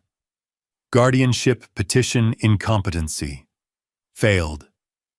September 15th, 2024. Fraudulent death certificate bribery. Failed. October 8th, 2024. Hospital POA forgery. Failed. October 14th, 2024. Property fraud, fake witnesses. Pending. Anticipated escalation. Physical threat, coercion, violence. Every attack. Listed, predicted, dated. Margaret wrote this 2 years before she died, Grandpa said quietly. She saw the pattern, so we made a plan. I stared at the page, at my wife's predictions playing out exactly as she'd foreseen. She protected us. She protected you, Grandpa corrected gently. The motion sensor alarm beeped. We both froze. Grandpa stood and walked to the security monitor. The screen showed the driveway camera in infrared. A vehicle was approaching. Slowly. Lights off. Timestamp 11:23 p.m. Grandpa's hand tightened on his cane. It begins, he said quietly. I reached for the light switch and killed the living room lights. If you're still here, comment I'm here, so I know you're staying with me. And tell me this, if you were in my place knowing a direct confrontation was coming, would you leave to stay safe, or stay and face whatever showed up next? One quick note before we continue, the next part of this story includes some dramatized elements for storytelling and reflection. A few details may not be entirely real. If you'd rather stop here, feel free to do so. The sedan rolled up the driveway with its lights off, gravel crunching under the tires. Dark, hard to tell the color in the infrared glow of the security monitor. It stopped 30 yards from the house. 2 doors opened. Sarah. Brandon. Brandon reached into the back seat and pulled out bolt cutters. They're going for the shed, Grandpa said quietly. His hand was tight on his cane. The storage shed sat 50 yards behind the house where Grandpa kept a fireproof safe with documents, property deeds, trust papers, LLC formation documents. I'm going out, I said. I'm recording. Grandpa held up his phone camera app open. Everything they say. I grabbed a flashlight and stepped outside. The October cold hit sharp and thin. Sarah and Brandon were halfway to the shed when my flashlight beam caught them. They froze. Sarah, I said. She turned, shielding her eyes. "Get out of my way, Dad." "No." She walked toward me, Brandon behind her. Up close, she looked like she hadn't slept in days. Brandon was worse, unshaven, hoodie up, gripping the bolt cutters.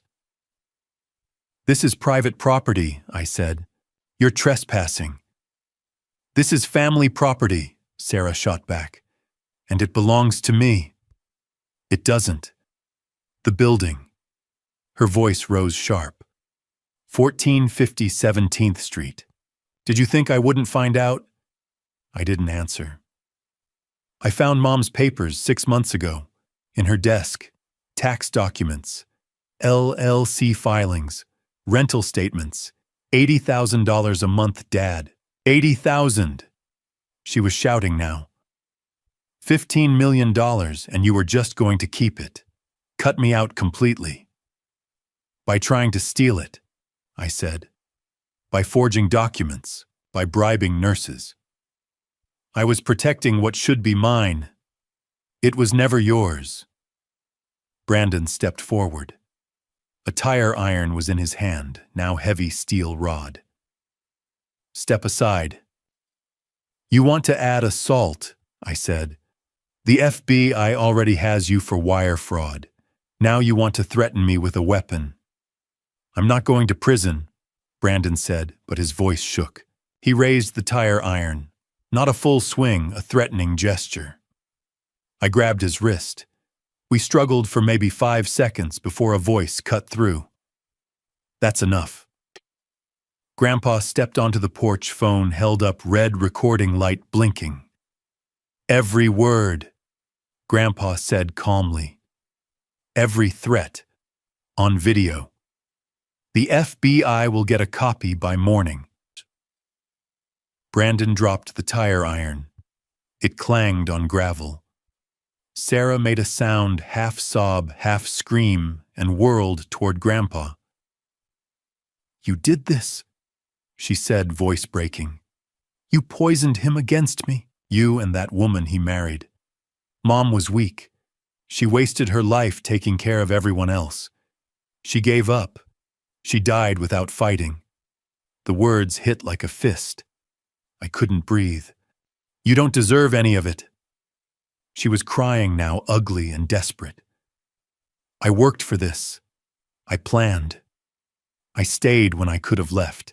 I earned that money, and you both just sit there acting like you're better than me, like you're so righteous when you don't even see what's happening."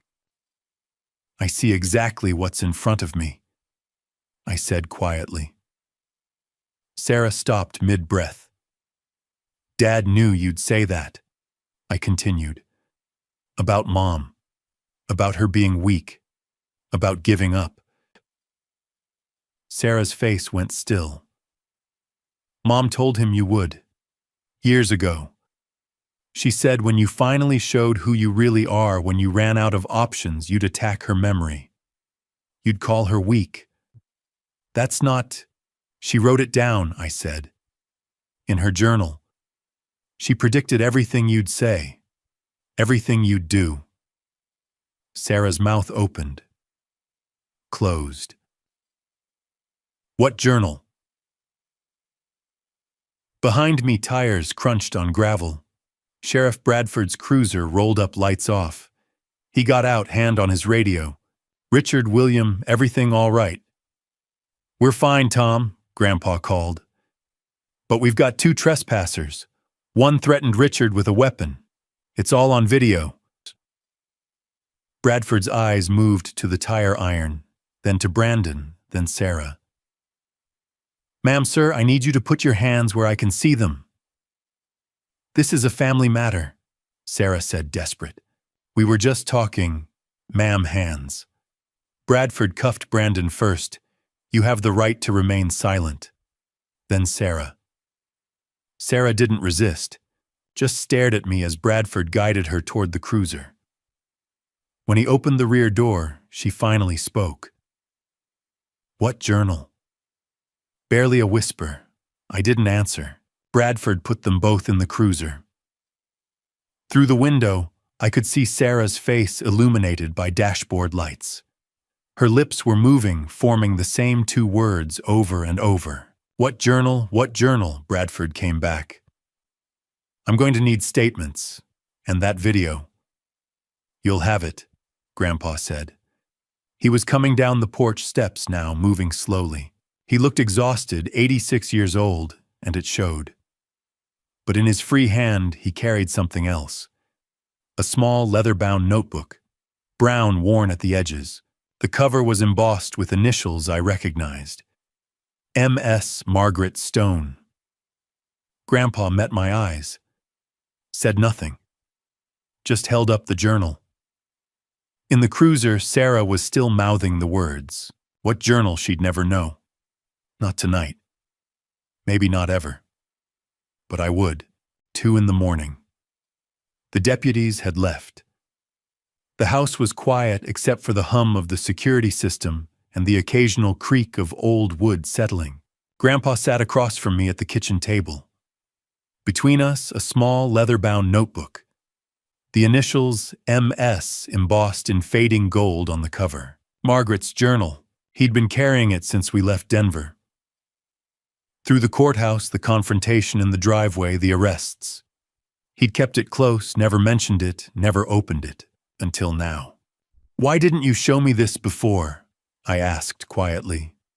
3 years, and you never said anything. Grandpa's hands rested on the worn leather cover. His eyes were tired but steady. Because Margaret made me promise, he said. On her deathbed. She made me swear I wouldn't give this to you until your eyes were fully open. I stared at him. What does that mean? It means she knew you. His voice was gentle but firm. She knew that if I showed you this journal a year ago or 2 years ago, you would have tried to protect Sarah.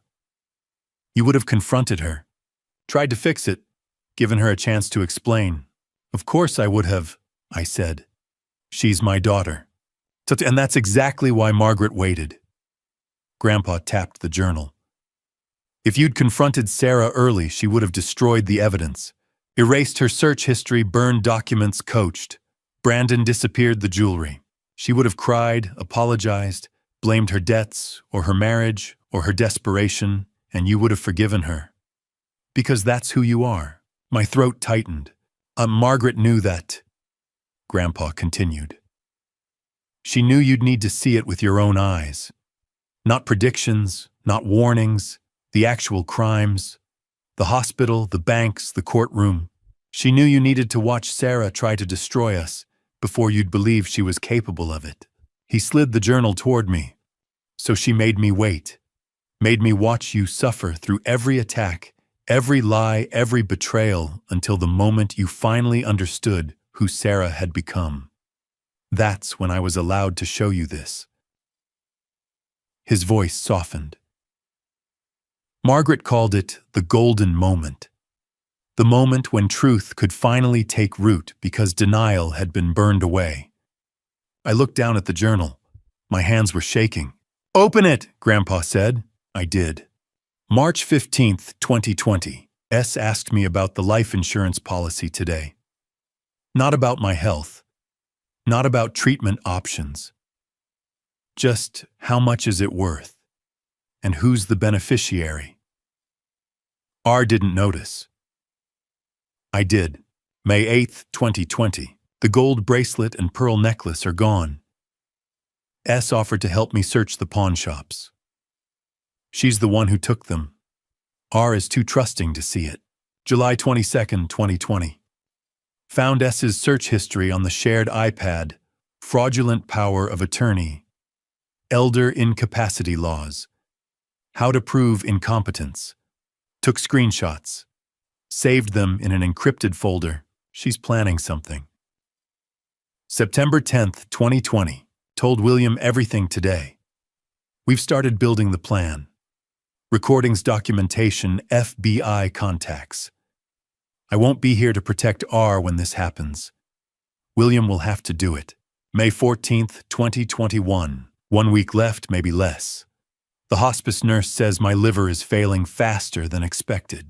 S came by today and asked about the will, about probate procedures, about how long it takes to execute an estate. She's counting the days. She's not grieving. She's waiting. May 18th, 2021. Final entry. I'm afraid, not of dying. I've made my peace with that. I'm afraid of what S will do after I'm gone. I've seen the pattern since she was a child. The stolen Christmas money when she was 12. The forged permission slips in high school. The lies about college expenses. It's always been there. I just didn't want to see it. But I see it now. And I've done everything I can to protect the people I love. William, keep your promise. Wait for the golden moment. Don't let R forgive her too soon. Richard, this isn't your fault. You loved her the way a father should. She chose this path, not you. I love you both. M. I read the last entry 3 times. Then I set the journal down, pressed my hands against my eyes, and broke. For the first time since Margaret died, I cried. Not the controlled, dignified tears of a funeral. Deep, raw sobs that shook my chest and left me gasping. Grandpa didn't move, didn't speak. Just sat there steady and silent the way he'd been for 3 years. When I finally looked up, the sky outside the window was turning gray. Dawn was coming. She saved us, I whispered. Grandpa nodded. She did. I looked at the journal one more time, at Margaret's handwriting. Her predictions, her love woven through every warning. The golden moment. She'd been right to wait. 1:47 Wednesday afternoon. I walked into the Denver probate court with Grandpa at my side. Patricia Anderson moved beside us, her leather briefcase gripped tight. Courtroom 3 stood open at the end of the hall. Sarah sat at the defense table, dressed in a gray suit. Her right ankle showed the black GPS monitor she'd made bail this morning, but remained under home confinement. Her attorney, Marcus Hunt, sat beside her, his expression tight. Sarah didn't look at me as we took our seats. At 2 o'clock, Judge Linda Morrison entered. The gavel came down once. We're here for the emergency guardianship petition in the matter of William Charles Stone. Ms. Stone is the petitioner. Patricia stood. Your Honor, we represent Mr. William Stone and Mr. Richard Stone. We oppose this petition and move to present evidence that it was filed under fraudulent pretenses. Judge Morrison nodded. Mr. Hunt, call your first witness. And we call Robert Caldwell. A man in his 40s walked to the stand, swore the oath, and sat down. Hunt asked him softball questions. Had he observed William Stone appearing confused, unable to recall family members' names? Caldwell answered yes to everything. Patricia stood for cross-examination. Mr. Caldwell, can you confirm your current address? He hesitated. 1247 Blake Street, Denver. Patricia opened a folder. That's the address in your affidavit. However, public records show no Robert Caldwell matching your description at that address. She pressed a button. The projection screen lit up with Caldwell's face beside reverse image search results. Stock photo. Shutterstock ID 473829110. Model name Jake Renfro, Orlando, Florida. Murmurs rippled through the gallery. Patricia continued. Did you receive $500 via Venmo from Sarah Stone on October 13th? The man's face went pale.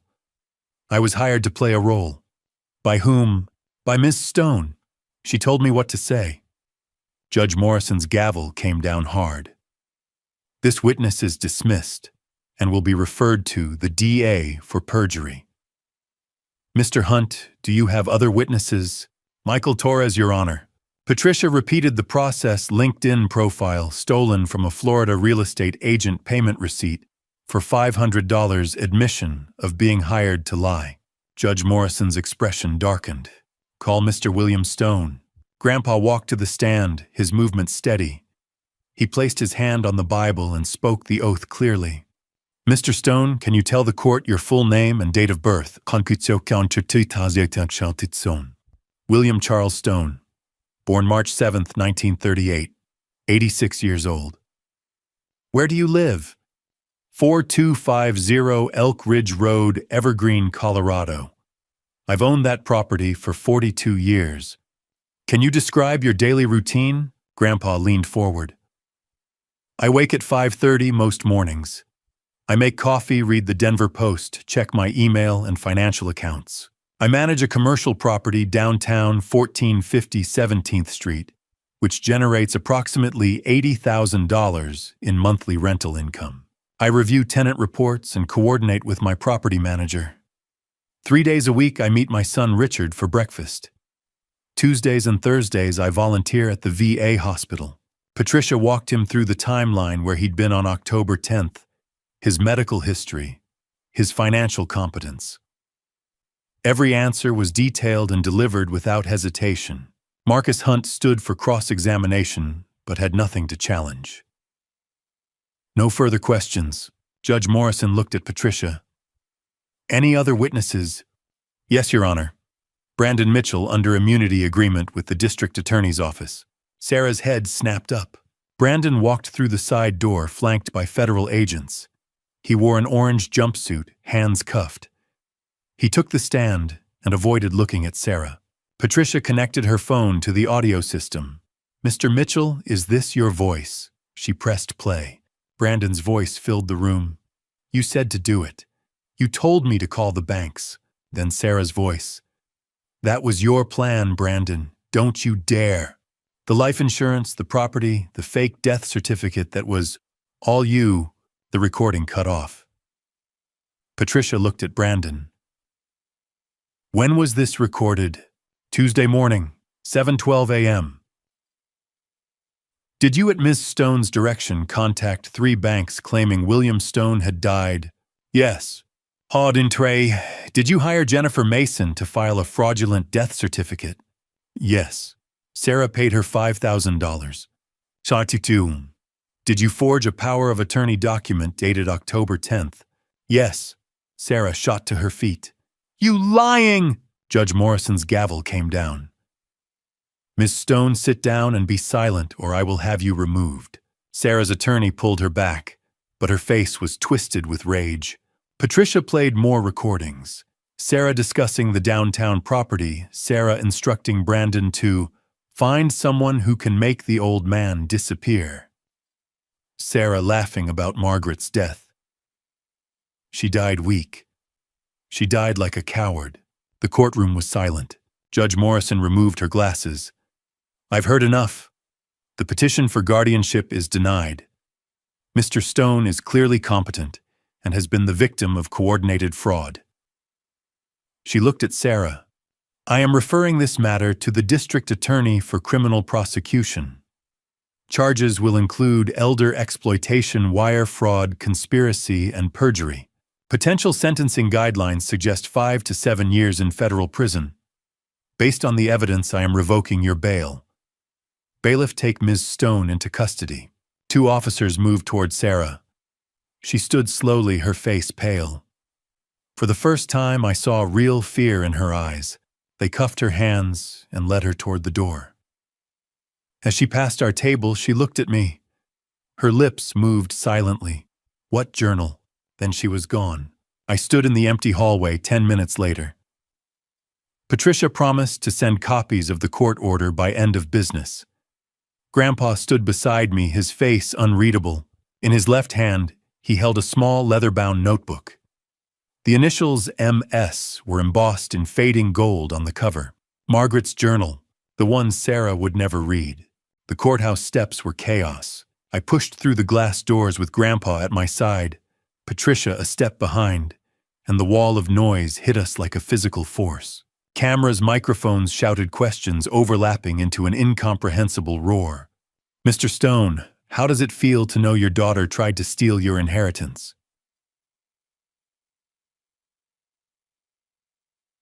Was this about money or revenge? Patricia raised one hand. No comment at this time. All questions should be directed to our office in writing. She guided us toward the curb where her car was parked. A reporter shoved a microphone close to Grandpa's face. Mr. Stone, do you believe your granddaughter should go to prison? Grandpa didn't break stride. Patricia opened the back door and we slid inside. The door shut, muffling the noise. That'll be on the evening news, Patricia said. I'll send a written statement by 5. I nodded, but I wasn't really listening. My hands were shaking. Grandpa's hand settled over mine. Steady, warm. Patricia glanced at us in the mirror. The criminal trial won't start for a few months, probably February or March. Brandon's cooperation bought him a plea deal, probation, restitution, 5 years supervised release. No prison time, but he'll be a convicted felon. She paused. Sarah's facing 5 to 7 years if convicted. The recordings seal it. Her public defender will probably push for a plea, but I don't see the DA offering anything under 4 years. Good, I said quietly. She dropped us off at a small cafe 6 blocks from the courthouse, Odessa. A quiet place with dark wood booths and jazz playing low. Grandpa and I sat in the back corner. I ordered coffee I didn't drink. He ordered tea he didn't touch. We sat in silence for 10 minutes. Then the door opened and I looked up. Daniel. My son stood in the doorway scanning the room until his eyes found mine. He was 38 now, wearing a charcoal sweater and jeans, his dark hair showing the first threads of gray at the temples. He walked toward us with the careful, deliberate gait I'd noticed over the past year, the early tremor in his left hand, mostly controlled by medication. I'd called him 2 days ago after the parking garage meeting with Marcus Webb. Told him everything. The hospital scheme, the fake death certificates, the guardianship petition. The hitman threat. He'd caught the next flight from Seattle. "Damn," he said quietly. "Grandpa." Grandpa gestured to the empty seat. "Sit down, Daniel." He did, folding his hands on the table. There was something in his expression, relief maybe, or guilt. "I saw the news," Daniel said. "About Sarah, about the trial." "It's over," I said. "She lost." "Good." He took a breath. "I need to tell you something. I should have told you months ago." Grandpa's gaze sharpened. "What happened?" Daniel looked at me. "Sarah called me in July. Asked me to meet for lunch. Said she wanted to reconnect, talk about family. I hadn't spoken to her in 2 years, but I went." He paused. "She spent an hour asking questions about you, Dad. Your health, your finances, your routines. Then at the end, she made me an offer." My chest tightened. "What kind of offer?" "She said she was worried about you, that you'd been acting erratic, forgetting things. She said Grandpa was too old to see it clearly." Daniel's jaw worked. "She offered me $500,000 to testify in a guardianship hearing that you were mentally unfit. Said it was for your own protection. $500,000. "What did you say?" I asked, though I already knew. "I told her to go to hell." Daniel's voice was flat. "I told her if she ever contacted me again, I'd go to the police. Then I called Grandpa." Grandpa nodded slowly. "August 2nd. You told me everything.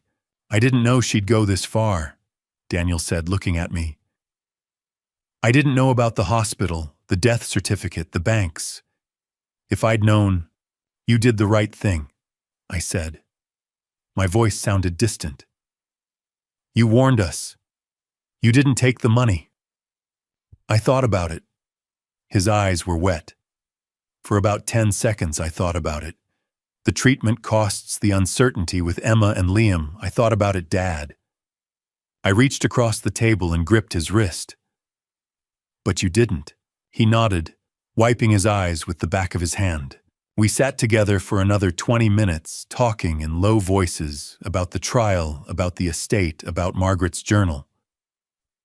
Daniel asked to read it someday. I told him he could. When we finally stood to leave, Daniel pulled me into a hug. I held him tightly, feeling the faint tremor in his left arm, the weight of years and distance finally beginning to lift. Outside, the late afternoon sun slanted through the Denver skyline. Grandpa and I walked toward the parking garage in silence. My phone buzzed. A text from an unknown number, Jefferson County Jail area code. "I need to see you, just once, please." I stared at the screen.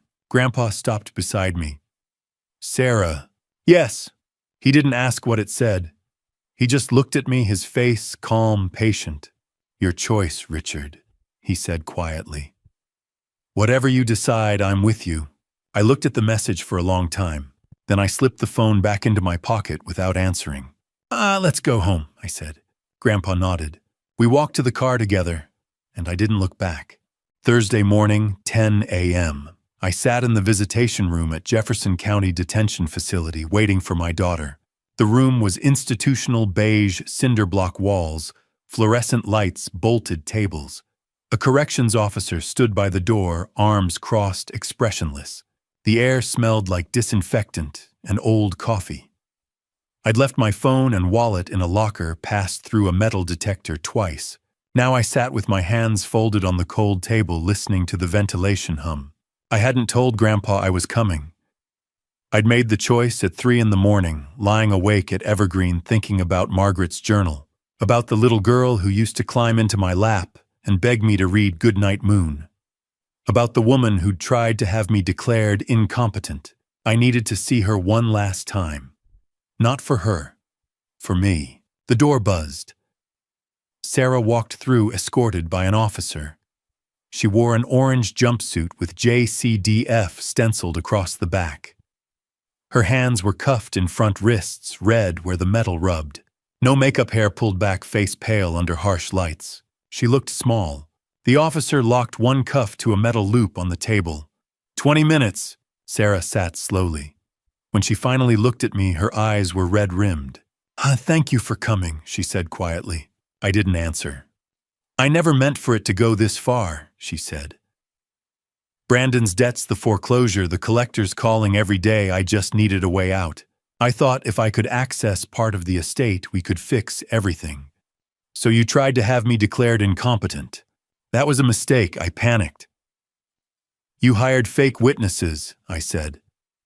You forged a power of attorney. You filed a fraudulent death certificate and paid a nurse $5,000 to lie. You called 3 banks claiming Grandpa was dead. She flinched with each word.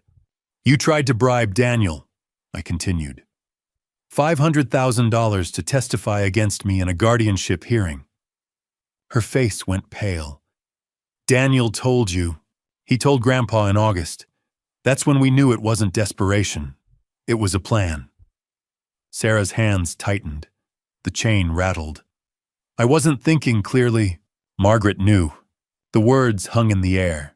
Sarah's head came up slowly. What? I pulled a folded paper from my jacket, a photocopy of a journal entry. I placed it between us. She kept a journal. For 2 years before she died, she documented everything you did. Sarah stared at the page. March 15th, 2020. I said quietly. You asked about life insurance, how much, who the beneficiaries were. She wrote, S asked about the policy today, not about me, about the payout. Sarah's lips parted. May 8th, 2020. Your mother's gold bracelet and pearl necklace went missing. She wrote, the jewelry is gone. S offered to help look. She's the one who took it. Stop, Sarah whispered. July 22nd. She found your search history, fraudulent power of attorney, elder incapacity laws. She took screenshots, saved them. I leaned forward. She knew what you were planning 2 years before she died. And she spent those years building a case to protect us from you. Sarah's face crumpled. Tears spilled down her cheeks, running black with old mascara. She never said, because she loved you, but she loved me more. My throat tightened. And she made sure I'd be safe. Sarah sobbed, shoulders shaking.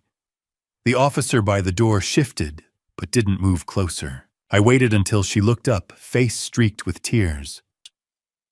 The DA offered you a plea deal, I said. 18 months if you cooperate fully. Testify against Brandon's associates, turn over financial records, admit everything. If you go to trial, you could get 7 years. She nodded, voice hoarse. My lawyer told me. Grandpa and I won't oppose the plea. 18 months full cooperation, you'll be out by mid-2027. I held her gaze. But after that, you're done. No contact. No inheritance. No access to family accounts, properties, or trusts. Patricia is filing a restraining order that goes into effect when you're released. You violate it, you go back. Her breath hitched. Dad, please! This is the end, Sarah. You get 18 months instead of 7 years. That's all you get. Do you hate me? The question came out small, broken. I looked at her for a long time. The little girl who'd sat on my lap and read picture books. The teenager who'd painted her nails black and argued about curfew. The woman who'd stood beside me at Margaret's funeral and held my hand while they lowered the casket. I didn't know who that person was anymore. I don't know what I feel, I said finally. But I know I can't trust you. Margaret saw what you were becoming and tried to warn me, and I didn't listen. She spent the last 2 years of her life building a plan to protect us from you. My voice cracked. And that breaks my heart more than anything you've done. Sarah's face twisted. She opened her mouth, but nothing came out. I stood. The chair scraped against concrete. Take the plea deal, Sarah. Serve your time. Start over somewhere else, but don't come back to us. We're done. I turned toward the door. Dad. I stopped, but didn't turn around. I'm sorry, she whispered. I didn't answer. The door buzzed open. I walked through, collected my belongings, and stepped outside into cold October sunlight. The air was thin and clean. I took a deep breath. It was over. Really over. I got in my car and drove back to Evergreen. The road wound through the foothills, pine trees, dark against the blue sky. The higher I climbed, the clearer the air became. By the time I reached Elk Ridge Road, the sun was high and bright. Grandpa was waiting on the porch when I pulled up. He didn't ask where I'd been. He just handed me a cup of coffee, still hot, and sat down beside me in one of the old wooden chairs Margaret had loved. We watched the mountains in silence. After a long time, he said quietly, "Did it help?" I thought about Sarah's tears, her apologies, the weight of Margaret's journal entries between us, about the finality of walking out that door. I don't know, I said honestly. But I needed to do it. He nodded slowly. That's enough then. We sat there until the sun started to drop behind the peaks, painting the sky orange and pink. The temperature fell and the air turned sharp and cold, but neither of us moved. It was enough. January 2026 brought a brutal cold back to the mountain. Snow blanketed Elk Ridge Road in thick drifts, and the wildflowers Margaret loved, the columbine, the Indian paintbrush, the lupine, were buried deep under white frost. I stood on the back deck at Evergreen, with a cup of coffee, watching the steam rise into the thin, freezing air. The temperature hovered around 15 degrees, but the sky was clear and brilliant blue. The kind of winter day that made the Rockies look like a postcard. Inside, through the glass door behind me, I could hear Daniel's kids laughing. Emma was 10 now, curled up on the couch with a book about horses. Liam was 7, sprawled on the floor, building an elaborate castle out of wooden blocks. Daniel sat in the armchair near the fireplace, his left hand resting on the armrest. The tremor was barely visible today. The new medication had slowed the progression of his Parkinson's significantly. Not stopped it, but slowed it. That was enough. 3 months had passed since the trial. 3 months since Sarah had been led out of the Denver probate courtroom in handcuffs, her face pale and hollow, her eyes darting back to me one last time before the bailiff closed the door. 3 months since I'd watched my daughter disappear into the system she'd tried so hard to manipulate. My phone buzzed in my pocket. I pulled it out, saw Patricia Anderson's name on the screen. Patricia, Richard, I wanted to give you the final update. Everything's locked in now, no loose ends. I leaned against the deck railing. What's locked in? The trust restructure, the property transfers, all the court orders. It's complete. You're the primary beneficiary of the Stone Family Trust. Daniel is the secondary. The downtown property at 17th Street, The Evergreen Estate Stone Mountain Properties, LLC. All of it is protected under ironclad legal structures. Sarah can't contest any of it even after she's released. I closed my eyes and exhaled slowly. Thank you, Patricia. Sarah's sentence is official. She continued. 18 months at the Colorado Women's Correctional Facility in Canyon City. With good behavior, she'll be out in about a year, early 2027. The restraining order is permanent. 500 feet minimum distance from you, Daniel, William, and the grandchildren. If she violates it, she goes straight back to prison. And Brandon Mitchell completed his probation in December. Moved to Arizona last month. His ex-wife has full custody of their son. He filed for bankruptcy 2 weeks ago. As far as we're concerned, he's a ghost. I nodded, even though she couldn't see me. 1 more year until Sarah walked free. 1 more year until the restraining order became the only thing standing between us and whatever she might try next. You doing okay, Richard? Patricia's voice softened. I know this hasn't been easy. I'm doing better than I thought I would, I said honestly. Some days are harder than others, but yeah, I think I'm okay. Good. Call me if you need anything, anytime. She hung up. I slipped the phone back into my pocket and looked out at the mountains. Snow-covered peaks stretched endlessly under the winter sun, silent and unchanging. Margaret had loved this view. She used to say the mountains were proof that some things endured no matter what storms came through. I wished she could see it now. The letter had arrived 3 weeks ago. I'd found it in the mailbox at the end of the driveway, mixed in with a gas bill and a grocery store flyer. The return address was printed in small black letters: Colorado Women's Correctional Facility, Canyon City, Colorado 81215. My name and address were handwritten in careful, deliberate script. I'd known immediately who it was from. I'd brought it inside, set it on the kitchen counter, and walked away. For 3 weeks, I'd left it there. Unopened. Untouched.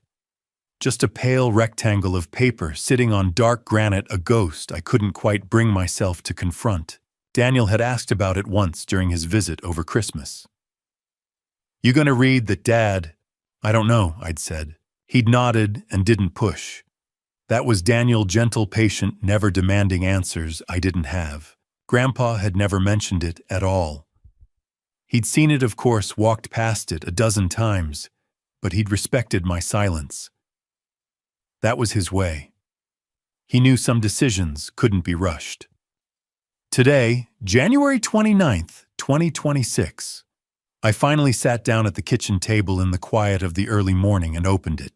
Dad, I don't know if you'll read this. I don't know if you should. But I need to say it anyway.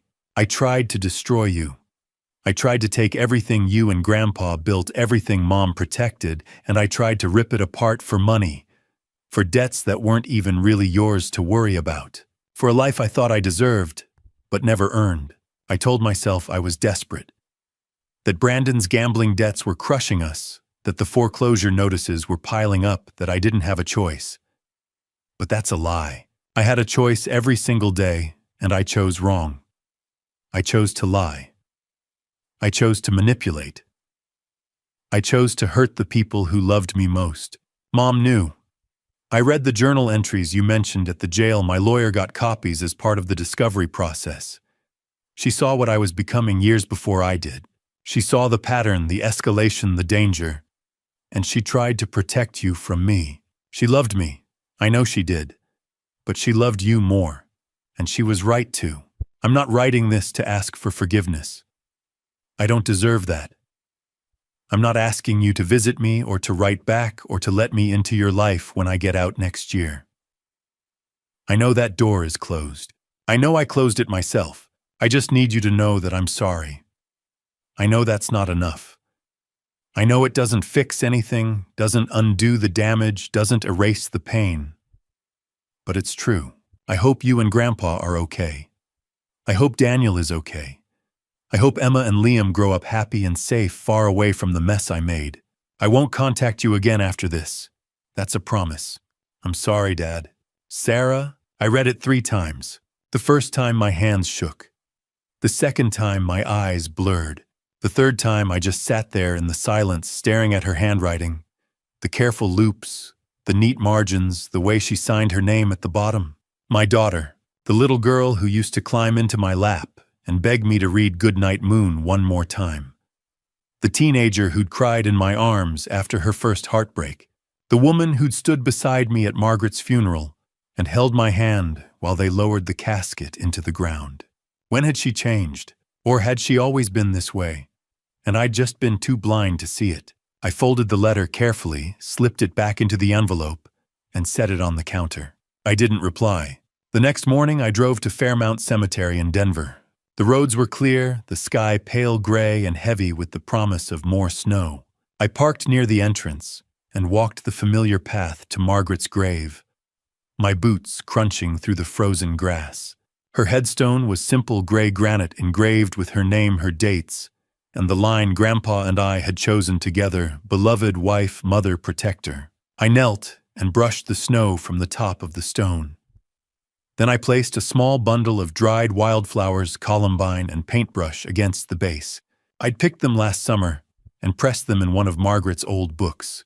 She would have liked that. Your plan worked, I said quietly. Everyone's safe. The estate's protected.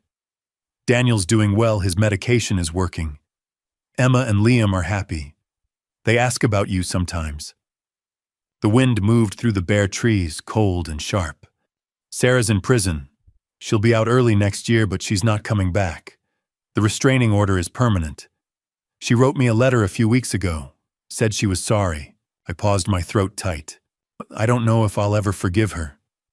I don't know if I even want to. But I don't hate her. I think that's what you'd want. You always said hate was just love that had nowhere to go. So I'm letting it go. Not forgiving, just letting go. I stayed for another 10 minutes, then stood and walked back to the car. That evening, Grandpa and I sat on the back deck as the sun set behind the mountains. The temperature had dropped into single digits, and our breath came out in white clouds.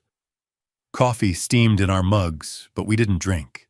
We just sat there side by side, watching the sky turn from blue to pink to deep purple. After a long silence, Grandpa reached over and squeezed my shoulder once. I nodded. Sarah had wanted wealth. She'd gotten consequences. I'd wanted the truth. I'd gotten peace. The mountains didn't change. People did. Or they didn't. Either way, the mountains stood. We sat there until the stars came out, 2 men who'd learned that family wasn't who you shared blood with. It was who chose to stay. Sarah's letter sat on the kitchen counter, read but unanswered. Maybe someday I'd write back. Maybe not. But today, January 29th, 2026, this moment was enough. The coffee, the mountains, my father beside me. Daniel's laughter echoing from inside the house where he was helping Emma and Liam make hot chocolate. Margaret would have called it grace. I called it home. Looking back at everything that happened, I realized this story isn't just about family betrayal. It's about trust, vigilance, and the devastating cost of greed. Don't be like me. I ignored the warning signs. When Margaret told me she was worried about Sarah, I dismissed it as paranoia. I thought love and blood were enough to protect us. I was wrong. Family betrayal cuts deeper than any other wound, because it comes from the people you're supposed to trust most. Here's what I learned. Protect what matters. Margaret knew that wealth without protection is just bait for those who haven't earned it. She prepared evidence, built safeguards, and trusted God to guide us through the storm. The Lord says in Proverbs 22:3, "The prudent see danger and take refuge, but the simple keep going and pay the penalty." Margaret was prudent. I was simple until she saved me. Grandpa stories like ours aren't rare. Elder exploitation is real. Families turn on each other for money every day. But Grandpa stories can also be stories of resilience, wisdom, and faith. My father, 86 years old, stood firm when everything fell apart. He trusted God's protection, documented the truth, and refused to be a victim. These grandpa stories remind us that age brings wisdom and sometimes the courage to fight back. God doesn't promise us safety from betrayal, but He promises us strength to survive it. He carried us through, and for that I'm grateful. If you're facing family betrayal, don't ignore it. Document everything. Seek legal help. Trust God. And protect the people who truly love you, because blood doesn't always mean loyalty. Final note. This story contains dramatized elements created for educational purposes. Some details are fictionalized, but the lessons and messages are entirely valuable. If this style isn't for you, that's okay. Please seek content that better suits your needs.